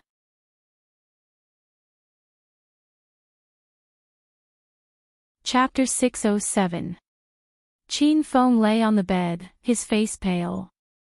Although the weather was much better than the cold winter, standing naked outside in the middle of the night was still extremely painful. Why? I don't believe that those people are so daring. His Majesty will definitely send more guards to protect us. I don't understand. He gritted his teeth and said with a trembling voice, "This country belongs to His Majesty. Disobeying the Emperor's orders is simply a dead end." Qin Feng's father, Qin Lang, stood beside the bed and looked at him. He said indifferently, "Feng, do you know where you are worse than Qin Yu?" As soon as he finished speaking, Qin Feng suddenly raised his head. Qin Lang looked at him and said, "You want to be valued by His Majesty. This is not wrong. If it was 10 years ago, or even 5 years ago, I wouldn't have stopped you. But now, how long can this country stay in His Majesty's hands? Could it be?" Qin Feng's expression changed.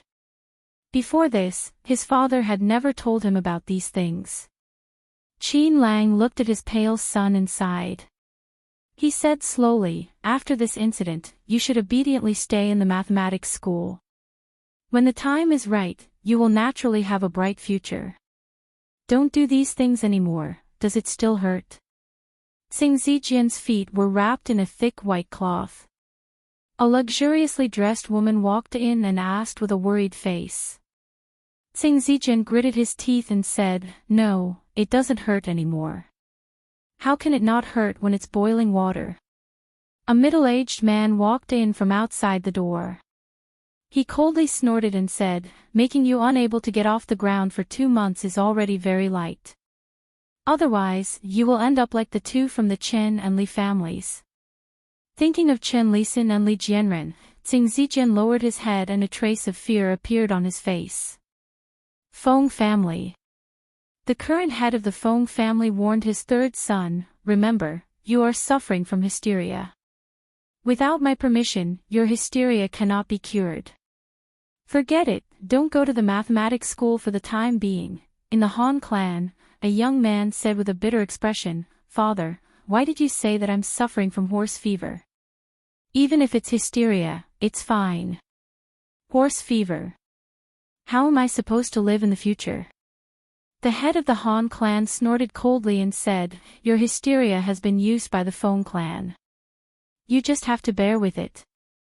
It's better to be cured immediately than to die. For the next few days, you should also stay at home due to your illness. Forget about going to the academy, lest you end up like those other families. Tomorrow, I'll send someone to the Divination Academy. Tell them that you're seriously ill and that you should stay at home for half a month." Similar conversations took place in the homes of many influential officials. Every family that had children studying at the Mathematics Academy gave their children a series of reminders. He was absolutely not allowed to participate in the imperial court's investigation of the accounts. What happened to the Qin family, the Li family, and the Cui family was a warning. The other families used self-harm to quickly extricate themselves from this matter. Other than the imperial family and the imperial censors, who valued their reputation more than their lives, no one else was willing to get involved in this matter. This chaos was only the beginning. They could only hope that His Majesty could end it as soon as possible. Otherwise, no one knew how chaotic the capital would become. Is there no one willing to continue investigating? In the Hall of Diligent Government, Emperor Jing held a memorial presented by the imperial censor. He narrowed his eyes and tapped the table with his index finger. Changde walked in from outside and said, "Chen Lisin of the Qin family was indeed poisoned. The son of Assistant Minister Li of the Ministry of Works was pushed down from upstairs. As for the others, I'm afraid they deliberately did it to avoid trouble. I'm afraid the person behind this is an important official that I rely on."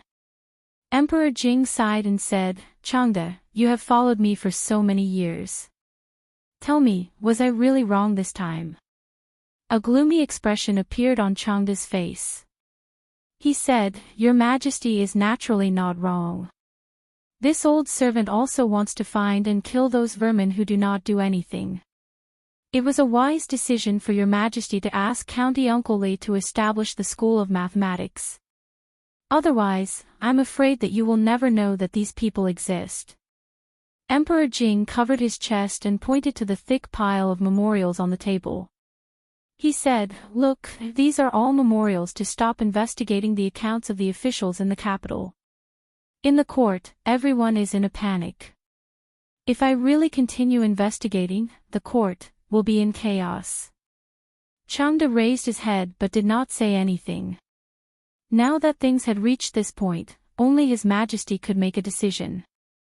Emperor Jing rubbed the space between his eyebrows and said, "What is Li Yi doing? Today is considered the school's holiday. He is resting at home." Changde replied. Changde thought for a moment and said, "What about when the school is not on holiday?" Emperor Jing asked again. Changde thought for a moment and said, "He is also resting at home, bastard, besides being lazy all day, what else can he do? He actually let Han, an 11-year-old child, take care of such a big school of mathematics. Shaning and Yongning now spend more time with him than in the palace." Emperor Jing's face showed a trace of annoyance. He snorted coldly and said, "He really seized the opportunity to use public office for personal gain. The Qin family, the Qin family, the Cui family, the Xing family, this time, he did not let any of them go. I'm afraid he had already expected such a result." County Uncle Li is never willing to suffer losses. Thinking of his speculation a few days ago, Changde nodded slightly. If it were not for the families of those people who came to His Majesty to complain, these people would have all been eliminated on the day of the enrollment of the School of Mathematics. However, they tried their best and even made a certain promise to His Majesty to let these people enter the School of Mathematics. What was the result? It had not even been half a month since the School of Mathematics opened, but several people almost lost their lives because of this. The others did not hesitate to harm their bodies to avoid disaster. If they knew this would happen, why did they do it? Emperor Jing waved his hand and said, "Let him enter the palace to see me." Fong said with a face full of amazement, "Those people are really ruthless. I heard that the young master of the Qin family was poured with a lot of feces to save his life. There is also that B***tch Li. When he went to the brothel, he almost fell to his death. The rest of the people were also injured and disabled. Yes, they are really ruthless." Li nodded and agreed with his words. He had met Qin Feng and Xing Zijian students many times. They usually looked gentle, but when they attacked, they were really ruthless. They did not even let go of himself. Such people were too dangerous and not worth being friends with. What was more dangerous was the corrupt officials of the Jing kingdom. They were so ruthless. The poor students of the School of Mathematics. If all of them were injured and had to lie at home for a few months, they would definitely fail the final exam. What would they do if they were kicked out of the School of Mathematics by Li Han? Wouldn't this make heroes bleed and cry? How sad, how sad. He really did not expect those corrupt officials to be so crazy. They learned from their mistakes. The students of the School of Mathematics could not be sent out. Otherwise, it would be pushing his students into the fire pit. If he had known that he would have to risk his life to check the accounts, he would have asked the Imperial Censorate for more money. This time, he had suffered a great loss. Thinking of the silver, Li Yi felt a little heartache. When he saw Chang's face, his heart ached even more.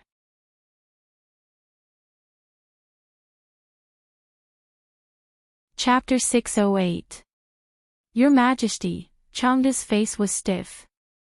Just as he opened his mouth, Li Yi waved his hand and said, "Let's go." Changde's mouth was half open as he froze in place. When he came back to his senses, Li Yi had already walked out the door. "You know that His Majesty wants to summon you into the palace." Li Yi was too lazy to reply to Chang's words. Wasn't it obvious?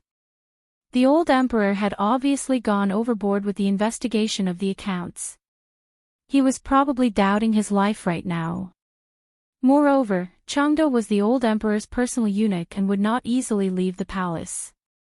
Under normal circumstances, when he saw Chang, he would most likely summon him into the palace. Wait here for a while. I'll be right out.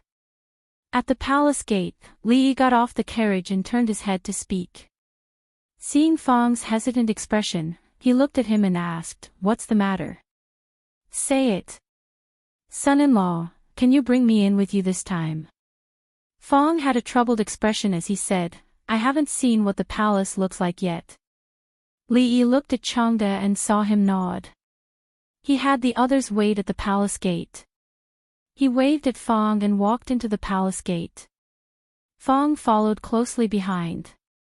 Granny Lu looked around as if she was looking at a grand garden. Her gaze lingered on the tall palaces for a long time. "His Majesty is inside. You can go in by yourself." Changde stopped at the entrance of the imperial garden and stopped Fang, who wanted to follow him in. After walking through a bluestone passage that was more than 10 feet long, the familiar pavilion was in front of them. "Sit." In the pavilion, Emperor Jing was not wearing a dragon robe. He was only wearing bright yellow casual clothes. Li looked at the porridge on the table, rubbed his stomach, and said, "Your Majesty, I just ate at home." Even if he had eaten, he still had to eat. It was a good habit to only eat until he was 80% full. He hadn't eaten in the palace for a long time and the imperial chef's skills had improved. "In this matter, did I really do something wrong?" Emperor Jing suddenly asked without rhyme or reason. "What is it?" Li Yi was drinking the soup with a spoon. He thought that it was necessary to go to the catering office and ask how the soup was made. It was sour and sweet, so Rui should like it. Emperor Jing glanced at him and said, "Don't play dumb in front of us." Li Yi put down the spoon, sighed, and said, "His Majesty is not wrong. It is this world that is wrong. Speak human language. It's not wrong for His Majesty to want to get rid of the parasites in the court. However, if there are too many parasites, the entire court will collapse if he wants to get rid of them all. The imperial court cannot collapse." Emperor Jing frowned and asked, "Can we really not investigate any further?"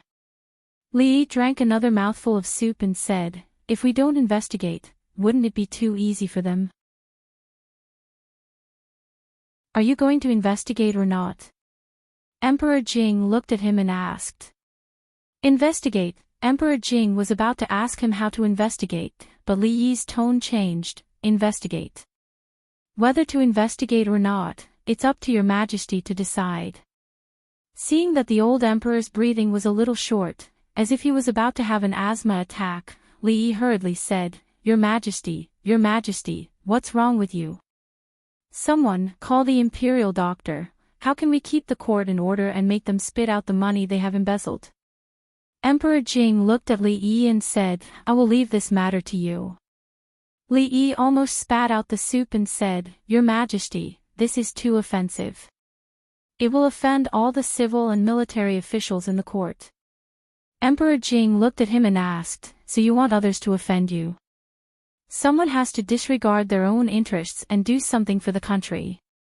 If everyone only thinks about themselves, how can the country be strong and how can the people be rich? Li Yi sighed and said, "Your Majesty also knows that I have offended enough people in the court. If I don't bring a few guards with strong martial arts skills, I won't dare to go out. The people's hearts are terrible. Those enemies of mine, whether it's in the open or in the dark, are almost endless. They even use men of sacrifice. They don't even dare to drink tea when they go to someone's residence. The guards at home are a little more powerful than others. If I offend more people, I'm afraid there will be no place for me in the big Jing kingdom." "Really?" Emperor Jing frowned and asked. "Your Majesty, believe it or not, if I walk home from the palace alone, Your Majesty will never see me again. I can't offend them," Li Yi said with a sigh. Emperor Jing glanced at him and said, "Among the officials in the court, who can't be offended more than you? They should be the ones who should be more worried, right?" It was a little unconscionable to say this. He didn't offend anyone at home all day, and people came to climb the wall in the middle of the night. When did he take the initiative to harm others? How did the king of Shu treat him? How did the Chen and Chui families treat him? Assassinations by men of sacrifice, impeachment by the court. They were simply unscrupulous. In the face of ferocious enemies, how did he respond? He helped the king of Shu build momentum and help him win the hearts of the people to fight for the throne. He disregarded the past and allowed the children of his enemies to go to school. He taught them knowledge, gave them meritorious deeds, and gave them a bright future. Who else in the world could disregard the past and repay evil with good? Well, the money in the national treasury was not used for the people. They were all fed to these vermin. I can't swallow this, but I can't continue to investigate like this. It will mess up the court. You have a lot of ideas. Help me with some ideas, and I won't care about you being lazy at home all day. Jing Emperor picked up his chopsticks and began to eat without waiting for his response. It was obvious that he didn't give him a chance to refuse. The atmosphere was slightly awkward. Li Yi once again filled a bowl of soup for himself and looked up at Jing Emperor. The dignified king of a country only cared about money. Last time, he said that he stinked of money. Now it seemed that he was the stinkiest one. Your Majesty, before that, I want to clarify that I am not being lazy at home. Li Yi put down the bowl and said, I am actually. Jing Emperor took out a crispy melon from somewhere and took a bite. He said, what? Haven't you thought of a reason? For a moment, he really couldn't think of a good reason. Li Yi sighed and said, well, Your Majesty, let the intelligence office send all the accounts to the School of Arithmetic. Then send 1,000 imperial guards to surround the School of Arithmetic. 3 days later, will this method work? Jing Emperor put down the milk melon and looked at him.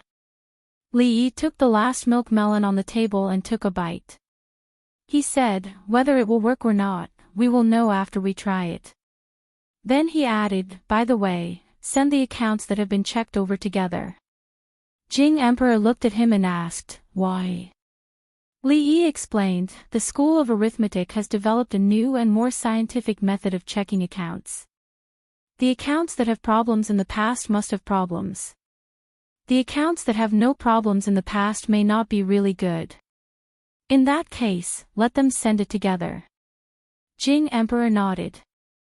He stood up and walked outside. Well, I will arrange this matter early. You should also go back and make some preparations. Li Yi looked up at him. Your Majesty, I don't know how to calculate the wages. Jing Emperor narrowed his eyes. What wages? Your Majesty, you also know that the students are risking their lives to check the accounts. We can't. Emperor Jing sat down again and said, well, today I will properly calculate with you the problem of the salary. He looked up. This expression.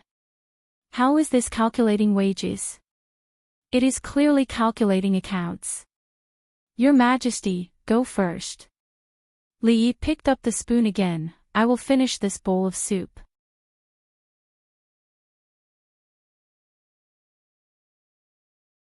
Chapter 609. Son-in-law, how much do you think it will take to build such a large palace? As the two of them walked out of the palace, Fong pointed to a palace not far away and asked. Li Yi glanced at the palace and said, no amount of silver will do. Why? Fong was startled and quickly asked. This kind of palace can only be built by the royal family. If others build it, they will be overstepping the rules and will be beheaded. There were many rules in the royal family. There were rules for what kind of person, what kind of carriage, and what kind of house could be built. If one overstepped the rules, others might suspect that one wanted to rebel or something. It was even more foolish than hiding the dragon robe at home. Fong thought for a moment and asked, then can we find a place to build it secretly? No. Changde, who was walking in front, flatly refused. Fong's budding dream was shattered just like that. The investigation of the account seemed to have really blown up.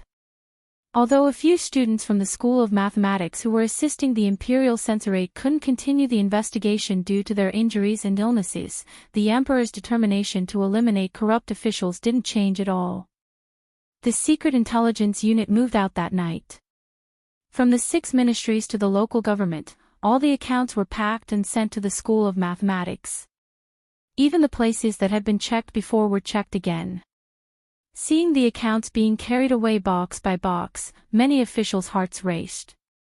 This night was destined to be a sleepless night for many officials in the court. At the same time, all the city gates in the capital were suddenly monitored strictly. Every city gate was guarded by no less than 100 imperial guards. They were conducting strict checks on people entering and leaving the city. The atmosphere in the morning court was especially gloomy.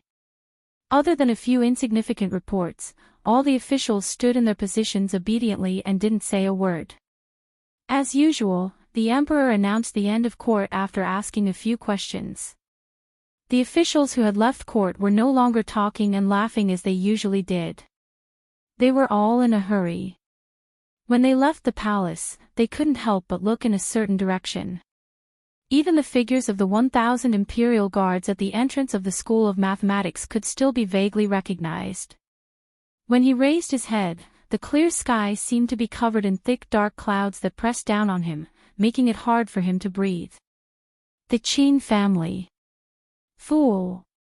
Qin Yen slammed the table and said angrily, "It's fine if you didn't think through the pros and cons of this matter and participated in it, but you actually covered up for a criminal.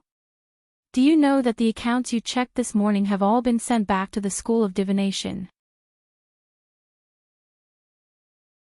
If you're found out that you're covering up for your own friends, that's a crime of deceiving the Emperor."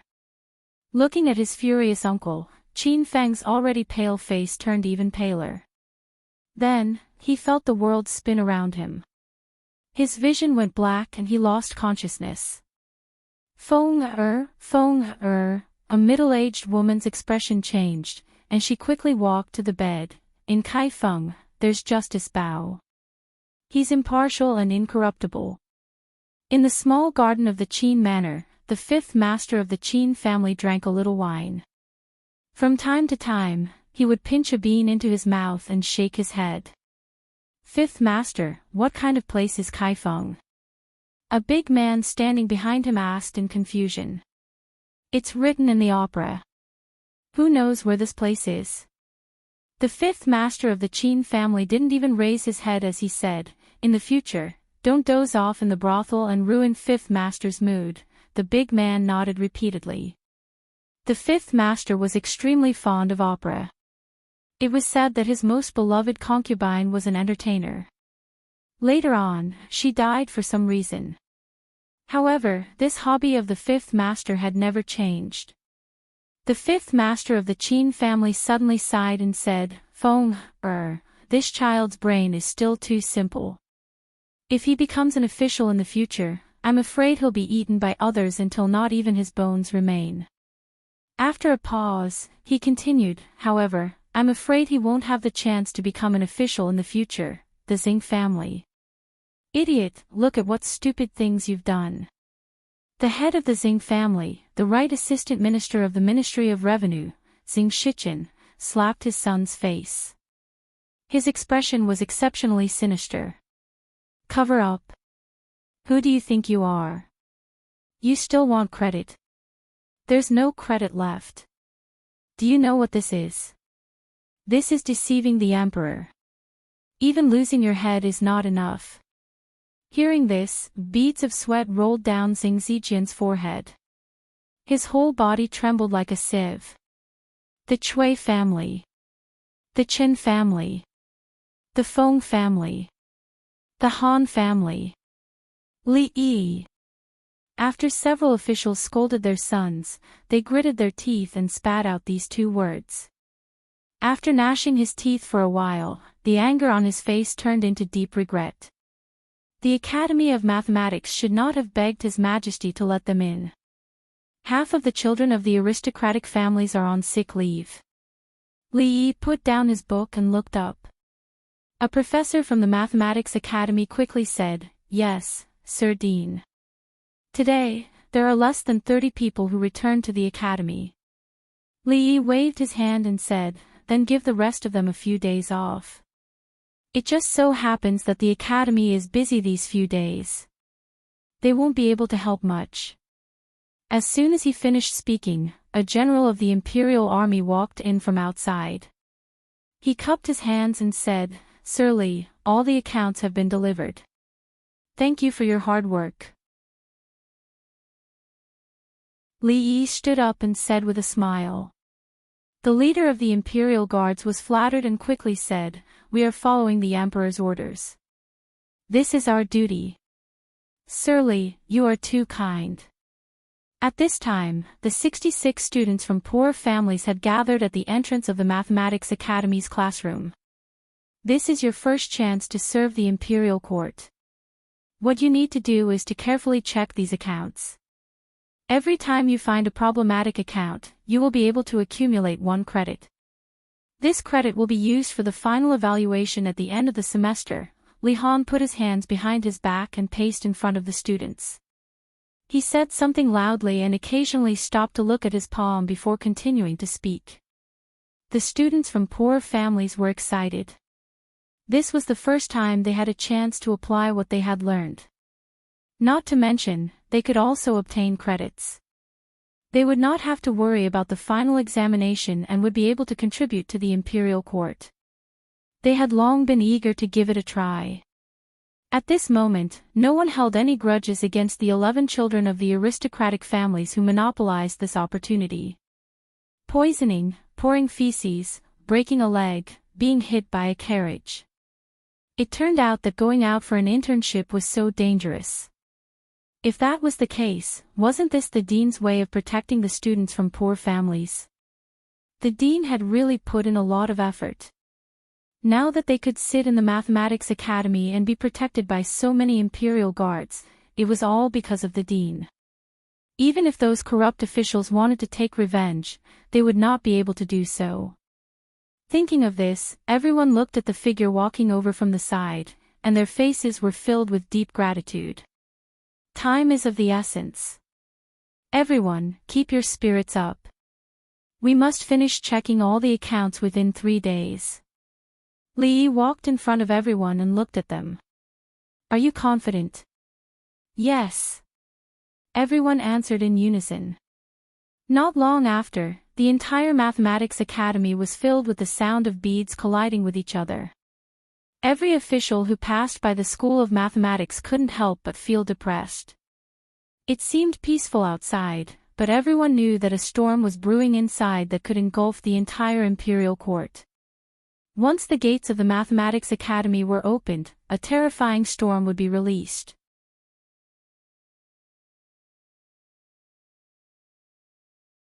Chapter 610. Bang! Li Yi knocked away Li Xian's East Wind and chose a card. 30,000. 2 days ago, the students of the arithmetic faculty had begun to calculate the accounts nervously. The officials of the Imperial Court were all on edge because of this matter. They couldn't sleep well or eat well. They had lost 5 kilograms in 2 days. As the dean of the arithmetic faculty, if he were to play mahjong in the faculty, it would be a little too much. Fortunately, the school was not far from the palace. Li Xian had been busy in the Academy of Sciences next door. Since the Princess Royal was playing mahjong, they needed one more player. Finally, they called the arrogant Lolita over. Win. The arrogant Lolita pushed down her card wall and smiled. Give me money, give me money. Yongning stood by Li Yi's side. Her heart ached as she passed a copper coin to Li Yi. In just an hour, the copper coin in her hand had been reduced by half. While shuffling the cards, Emingsu looked up at Li Yi and said slowly, Today, more than 10 officials said they were sick and didn't attend the morning court. The morning court ended in less than a quarter of an hour. She paused and said, If it drags on for a few more days, I'm afraid half of the people in the court will be gone. We'll know the result tomorrow. Li Yi looked at the cards. They were very good. He casually played a south wind. Now he just needed to wait for 6 or 9 rounds of winning. Win. The arrogant Lolita pushed down the card wall and said with a smile, "Give me money." Mahjong couldn't be played anymore, so they played poker. Li Yi and the arrogant Lolita were on one side, while Li Xian and the princess were on the other. After a while, Yongning's smile became bright. "Father, are you really going to find all the corrupt officials? Play cards well. Look at how professional Li Xian was." The Princess Royal Highness couldn't stop talking about the state affairs. Li Yi waved his hand and said, "How is that possible? If we catch all of them, I'm afraid the entire court will be purged." Mingzhu's expression softened as she asked, "Then why do you still want to check these accounts? You'll know during the morning assembly tomorrow." Li Yi arranged his cards and changed the topic. "How's your matter going?" "Everything is going well." Mingzhu nodded her head and said, "According to what you said, a large piece of land has been set up outside the city and a workshop has been built. Most of the farmers near the capital have sent over girls above the age of 13. The textile machines have also been improved. Soon, the clothing shops in the capital will be able to open on a large scale. When the time comes, we'll have to break it down. Clothes for the commoners and those for the nobles and officials have to be separated. For the latter, it'll take 2 more days of work and the craftsmanship will be more exquisite. The price will be 100 times more expensive. Also, send someone to manage the military rations business with the family of generals. You're a princess, so it'll be easier for you to interact with them. No one will gossip about you.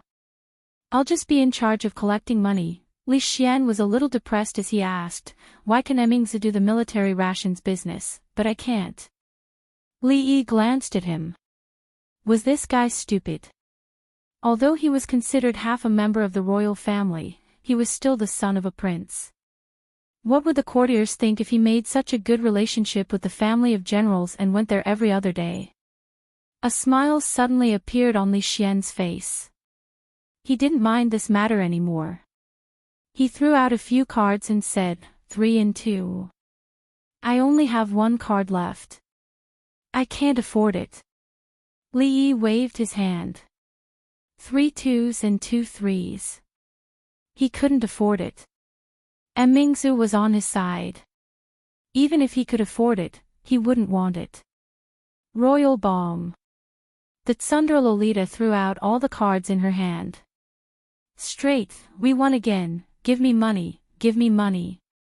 When it came to playing cards and chess, there was no more reliable teammate than the Tsundere Lolita. Yongning was busy collecting the money.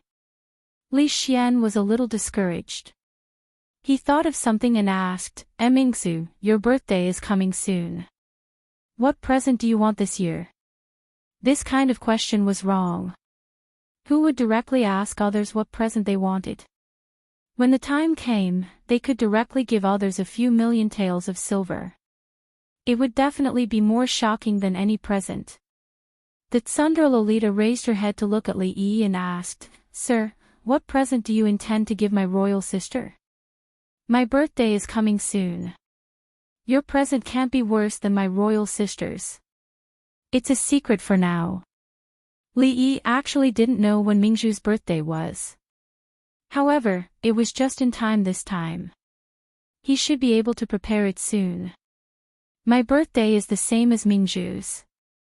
Li Xian turned to look at Li Yi with a meaningful gaze. Li Yi cupped his hands at him. Happy birthday. The second day, it's already the second day. In an official's mansion in the capital, a middle-aged man was anxiously pacing in the courtyard.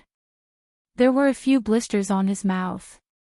Master, are you still not going to the court tomorrow? A woman walked out of the house and said worriedly. The middle-aged man waved his hand impatiently and said, No, I'm not going. Just say that I'm sick, very sick. As soon as he finished speaking, a servant came forward and reported, Master, people from the palace have come." The middle-aged man's face immediately turned pale. His legs went soft and he asked with a trembling voice, "Come. How many came?"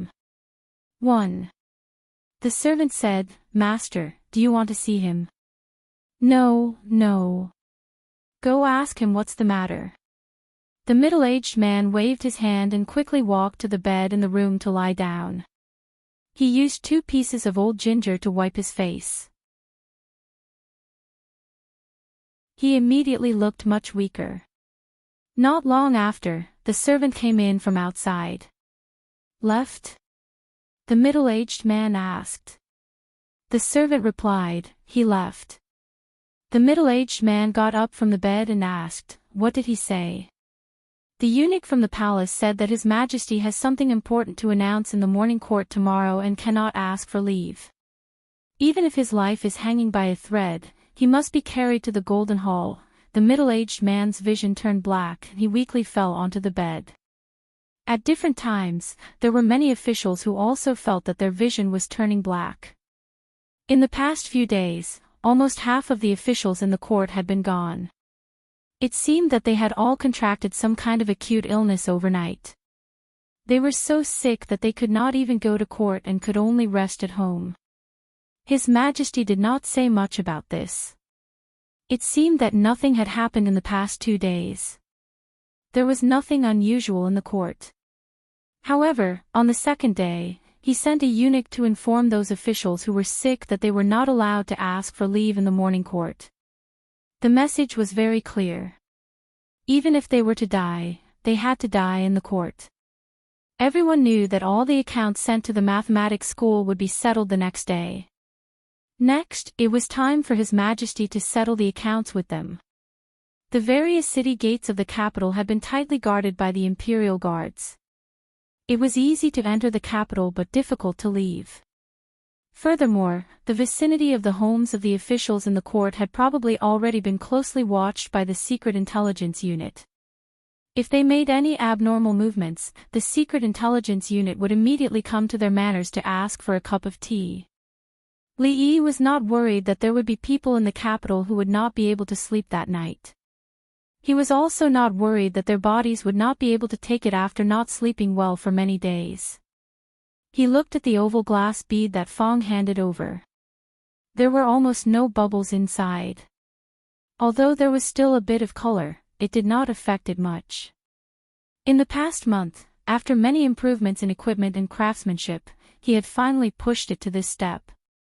He could finally use it to swindle money. He could finally use it to benefit the vast number of women in the capital. If we improve the craftsmanship, it will be even easier to swindle money. Li Yi handed the glass bead to Fong and reminded him again.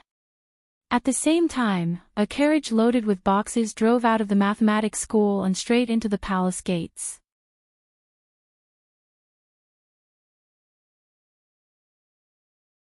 Chapter 6:11.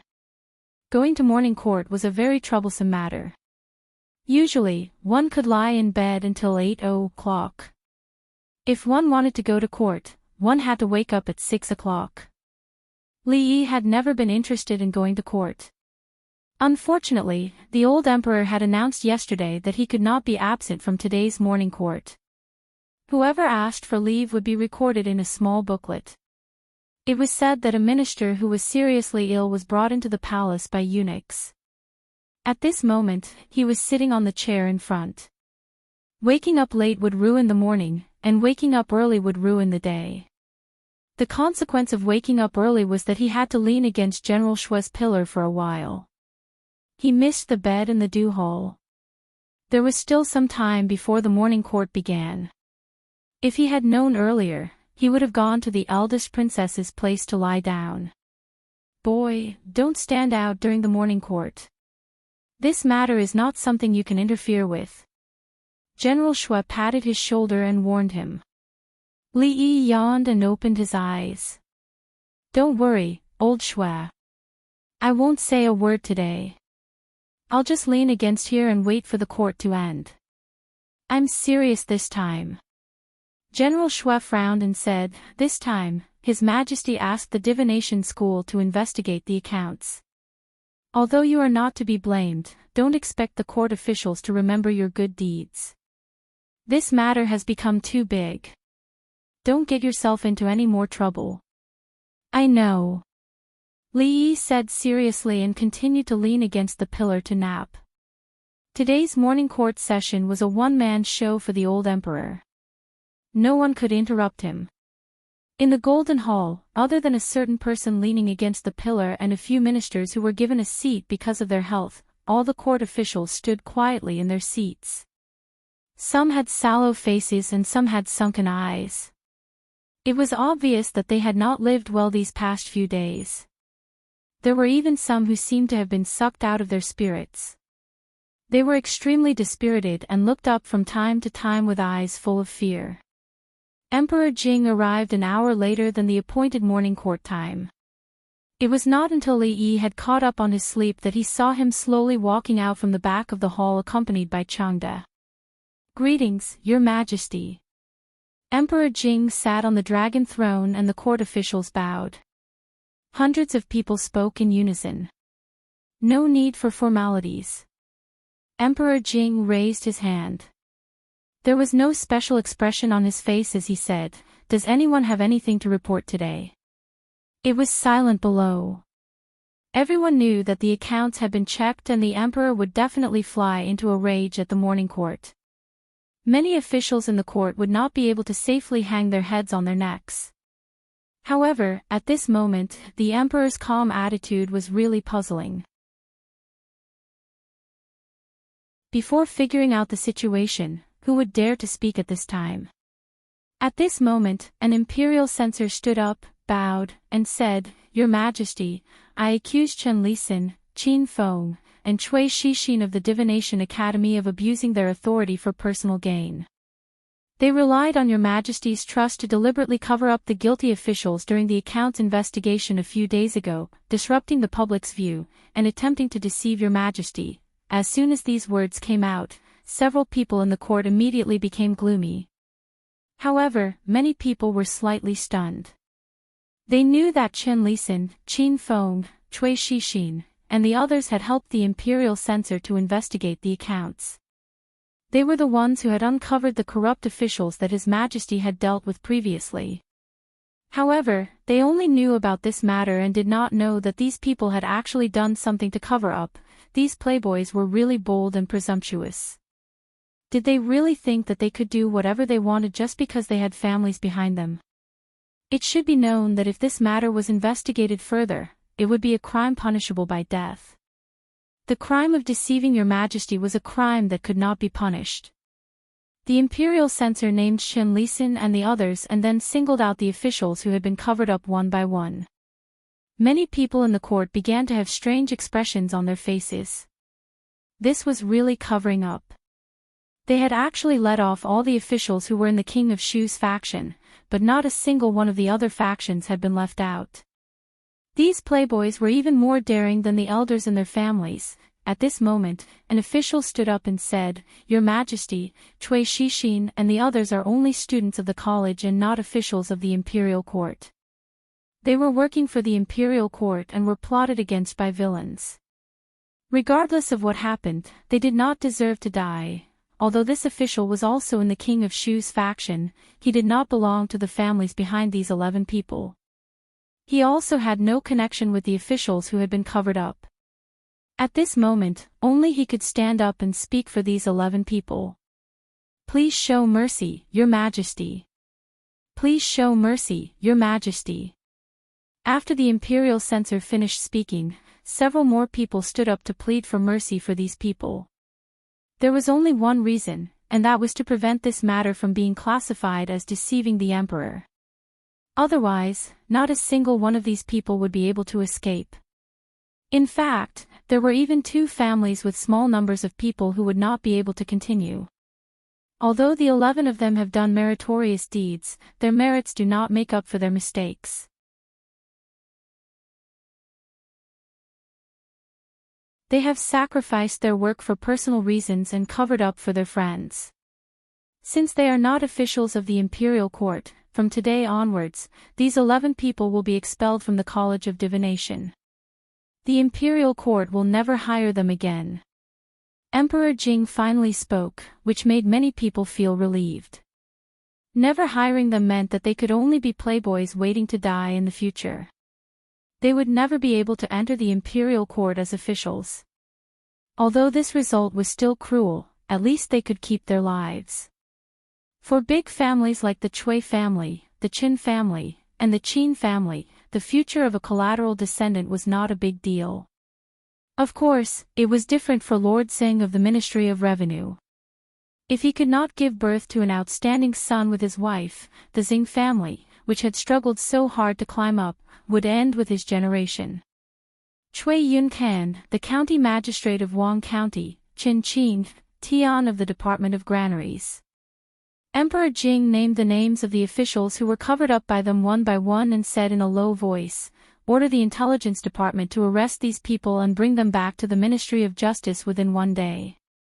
Not only did they not cover up the officials, but they also got themselves involved. The King of Shu's faction was really unlucky these days. If the King of Shu could return to the capital one day, who knew how many officials loyal to him would be left? Does anyone have anything else to report to the Emperor? After a series of orders, Emperor Jing sat back on the dragon throne and asked everyone. Naturally, no one said anything. At the same time, many people had a glimmer of hope in their hearts. If no one else reported to the Emperor, then, would today's morning court session end here? If so, didn't it mean that the Emperor would let bygones be bygones?